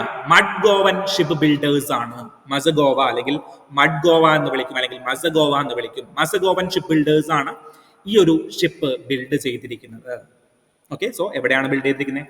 മേജർ ഷിപ്പുകളെല്ലാം ബിൽഡ് ചെയ്യുന്നത് ഒന്നില്ലെങ്കിൽ മഡ്ഗോവ, അല്ലെങ്കിൽ കൊച്ചിൻ ഷിപ്പ് യാർഡ്, അല്ലെങ്കിൽ കൊൽക്കട്ട പോർട്ടിലായിരിക്കും, കൊൽക്കട്ടൻ ഷിപ്പ് ബിൽഡേഴ്സിലായിരിക്കും ബിൽഡ് ചെയ്യുന്നത് മേജർ ഷിപ്പുകളെല്ലാം. ദെൻ വിശാഖപട്ടണത്ത് ബിൽഡ് ചെയ്യുന്ന ചില ഷിപ്പുകളുണ്ട്. ദെൻ അങ്ങനെ കുറെ ഷിപ്പുകളുണ്ട്. ഓക്കെ, സോ എവിടെയാണ് ഈ പെർട്ടിക്കുലർ ഉദയഗിരി ഷിപ്പ് ബിൽഡ് ചെയ്തിരിക്കുന്നത്? INS ഉദയഗിരി ബിൽഡ് ചെയ്തിരിക്കുന്നത് നമ്മളുടെ മഡ്ഗോവ, ഗോവയിലുള്ള ഷിപ്പ് ബിൽഡേഴ്സ് ആണ് ഇത് ബിൽഡ് ചെയ്തിരിക്കുന്നത്. ഓക്കെ, ദെൻ വേറെ എന്താണ്? പെട്രോൾ വെസൽസും ഇതുമായി ബന്ധപ്പെട്ടിട്ടുള്ളൊരു ഡിവിഷനാണ് നമ്മളുടെ നേവിയുടെ ഷിപ്പുകളുടെ ഒരു ഡിവിഷനാണ് പെട്രോൾ വെസൽസ്, അറിയാലോ. ദെൻ INS തമാൽ അന്ന് വാർത്തയിൽ വന്നിട്ടുണ്ടായിരുന്നു, ഇന്ന് വാർത്തയിൽ വന്നില്ല. പക്ഷേ അന്ന് വാർത്തയിൽ വന്നൊരു ഷിപ്പാണ് INS തമാൽ. ഇന്ത്യയുടെ ലാസ്റ്റ് ഫോറിൻ ബിൽഡ് ഷിപ്പ് ഏത് ഫോറിനാണ്? ഫോറിൻ എന്ന് പറയുന്നത് പുറത്തെ ഏതെങ്കിലും രാജ്യമാണല്ലോ. റഷ്യയുമായിട്ട് കമ്പൈൻ ചെയ്തിട്ട് നമ്മൾ ബിൽഡ് ചെയ്യുന്ന ഒരു ഷിപ്പാണ് INS തമാൽ. ഓക്കെ, റഷ്യയുമായി ബന്ധപ്പെട്ട് നമ്മൾ ബിൽഡ് ചെയ്യുന്ന ഷിപ്പാണ് INS Tamal. So INS Udayagiri എന്താണെന്ന് മനസ്സിലായല്ലോ. സോ ഇത്രയും കാര്യങ്ങൾ നമ്മൾ അന്നും ഡീറ്റെയിൽ ആയിട്ട് തന്നെ ഡിസ്കസ് ചെയ്തിട്ടുണ്ടായിരുന്നു. സോ അതൊന്ന് മനസ്സിലേക്ക് റിവിഷൻ ആയിട്ട് നിങ്ങൾ ഓർക്കുക. സോ 2 മാസത്തോളമായി നമ്മൾ കാണാൻ തുടങ്ങിയിട്ട് നിങ്ങൾക്ക് കറണ്ട് അഫയേഴ്സിന്റെ മേലെ ഒരു കോൺഫിഡൻസ് കിട്ടിയിട്ടില്ലേ? കണ്ടന്റുകൾ നിങ്ങൾ ഇപ്പോൾ ബിൽഡ് ചെയ്തിട്ടുണ്ട്. For example, belt road initiative എന്താണെന്ന് ചോദിച്ചു കഴിഞ്ഞാൽ നിങ്ങൾക്കറിയാം. അല്ലെങ്കിൽ ഇന്ത്യ ചൈന റിലേഷൻ എന്താണെന്ന് ചോദിച്ചു കഴിഞ്ഞാൽ നിങ്ങൾക്കറിയാം. നോഡ് സ്ട്രീം പൈപ്പ് ലൈൻ എന്താണെന്ന് ചോദിച്ചു കഴിഞ്ഞാൽ നിങ്ങൾക്കറിയാം. സോ നിങ്ങൾക്ക് കണ്ടന്റുകളിൽ ഇപ്പൊ ബിൽഡ് ആയിട്ടുണ്ട്. ഇനി നിങ്ങൾ ചെയ്യേണ്ട ഒരു കാര്യം, ന്യൂസ് പേപ്പേഴ്സിനെ റിവിഷനുള്ളൊരു ടൂളായിട്ട് യൂട്ടിലൈസ് ചെയ്യുക. അതെങ്ങനെയാണ് റിവിഷനുള്ള ടൂളായിട്ട് യൂസ് ചെയ്യുന്നത്? ഒരു ന്യൂസ് നിങ്ങൾക്ക് വരുമ്പോൾ നമ്മൾ റിവിഷൻ ചെയ്യുക. ലക്ഷ്മികാന്ത് പൊളിറ്റി നമ്മൾ വായിക്കുന്നതിന് പകരം നമ്മൾ അത് വായിക്കേണ്ടെന്നല്ല, പക്ഷേ ന്യൂസ് പേപ്പർ വായിക്കുമ്പോൾ നമ്മളുടെ സ്റ്റാറ്റിക് ടോപ്പിക്കുകൾ റിവൈസ് ചെയ്യാനായിട്ടുള്ള ഒരു ടൂളായിട്ട് നമ്മൾ ഇത് യൂട്ടിലൈസ് ചെയ്യുക.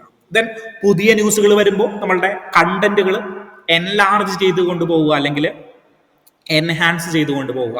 സോ അങ്ങനെയാണ് നമ്മൾ ന്യൂസ് പേപ്പേഴ്സ് ഇനി വായിക്കാനായിട്ട് പോകുന്നത്. ഓക്കെ, ദെൻ അടുത്ത കാര്യം, നിങ്ങൾക്ക് വേണ്ടിയിട്ട് ഒരു കറണ്ട് അഫയേഴ്സിന്റെ ചോദ്യ രൂപങ്ങൾ നമ്മൾ ക്രിയേറ്റ് ചെയ്യുന്നുണ്ട്. ഒരു 100 ചോദ്യങ്ങൾ ഒരു മാസത്തെ കറണ്ട് അഫയേഴ്സുമായി ബന്ധപ്പെട്ടിട്ട് നമ്മൾ തയ്യാറാക്കുന്നുണ്ട്. സോ അതുമായി ബന്ധപ്പെട്ടുള്ള വീഡിയോസിന് നിങ്ങൾക്ക് വരും. സോ ജൂലൈയുടെ കറണ്ട് അഫയേഴ്സിന്റെ പണികൾ നടക്കുന്നുള്ളൂ. സോ അത് വന്നു കഴിയുമ്പോൾ നമ്മൾ എന്തെങ്കിലും കറണ്ട് അഫയേഴ്സ് അവിടെ വിട്ടുപോയിട്ടുണ്ടെങ്കിൽ അതുകൂടി നമ്മൾ അവിടെ കവർ ചെയ്ത് പോകും. സോ അങ്ങനെ ഒരു കോംപ്രഹെൻസീവ് അപ്രോച്ചിലാണ് നമ്മളെ കറണ്ട് അഫയേഴ്സ് നിങ്ങൾക്ക് ഞാൻ ശരിയാക്കി തരാനായിട്ട് പോകുന്നത്. സോ നിങ്ങൾക്കൊരു കോൺഫിഡൻസ് ബിൽഡ് ആയി എന്ന് ഞാൻ വിചാരിക്കുന്നു. ഇപ്പൊ നിങ്ങൾക്ക് പല വാർത്തകളും കേൾക്കുമ്പോൾ ഇത് ഞാൻ വായിച്ചൊരു വാർത്തയാണല്ലോ, ഇതുമായി ബന്ധപ്പെട്ട് എന്തൊക്കെയോ ഞാൻ പഠിച്ചിട്ടുണ്ടല്ലോ എന്നൊരു കോൺഫിഡൻസ് നിങ്ങളുടെ ഉള്ളിൽ വന്നിട്ടുണ്ടെങ്കിൽ നമ്മൾ ഈ പരിപാടി 1 മണിക്കൂർ 1.5 മണിക്കൂർ നമ്മൾ ചെയ്യുന്ന ഈ പരിപാടി വിജയിച്ചു എന്നാണ് അതിനർത്ഥം. ഓക്കെ, സോ കൃത്യമായിട്ട് തന്നെ ഇത് ഫോളോ ചെയ്ത് പോകുക. ഓക്കെ.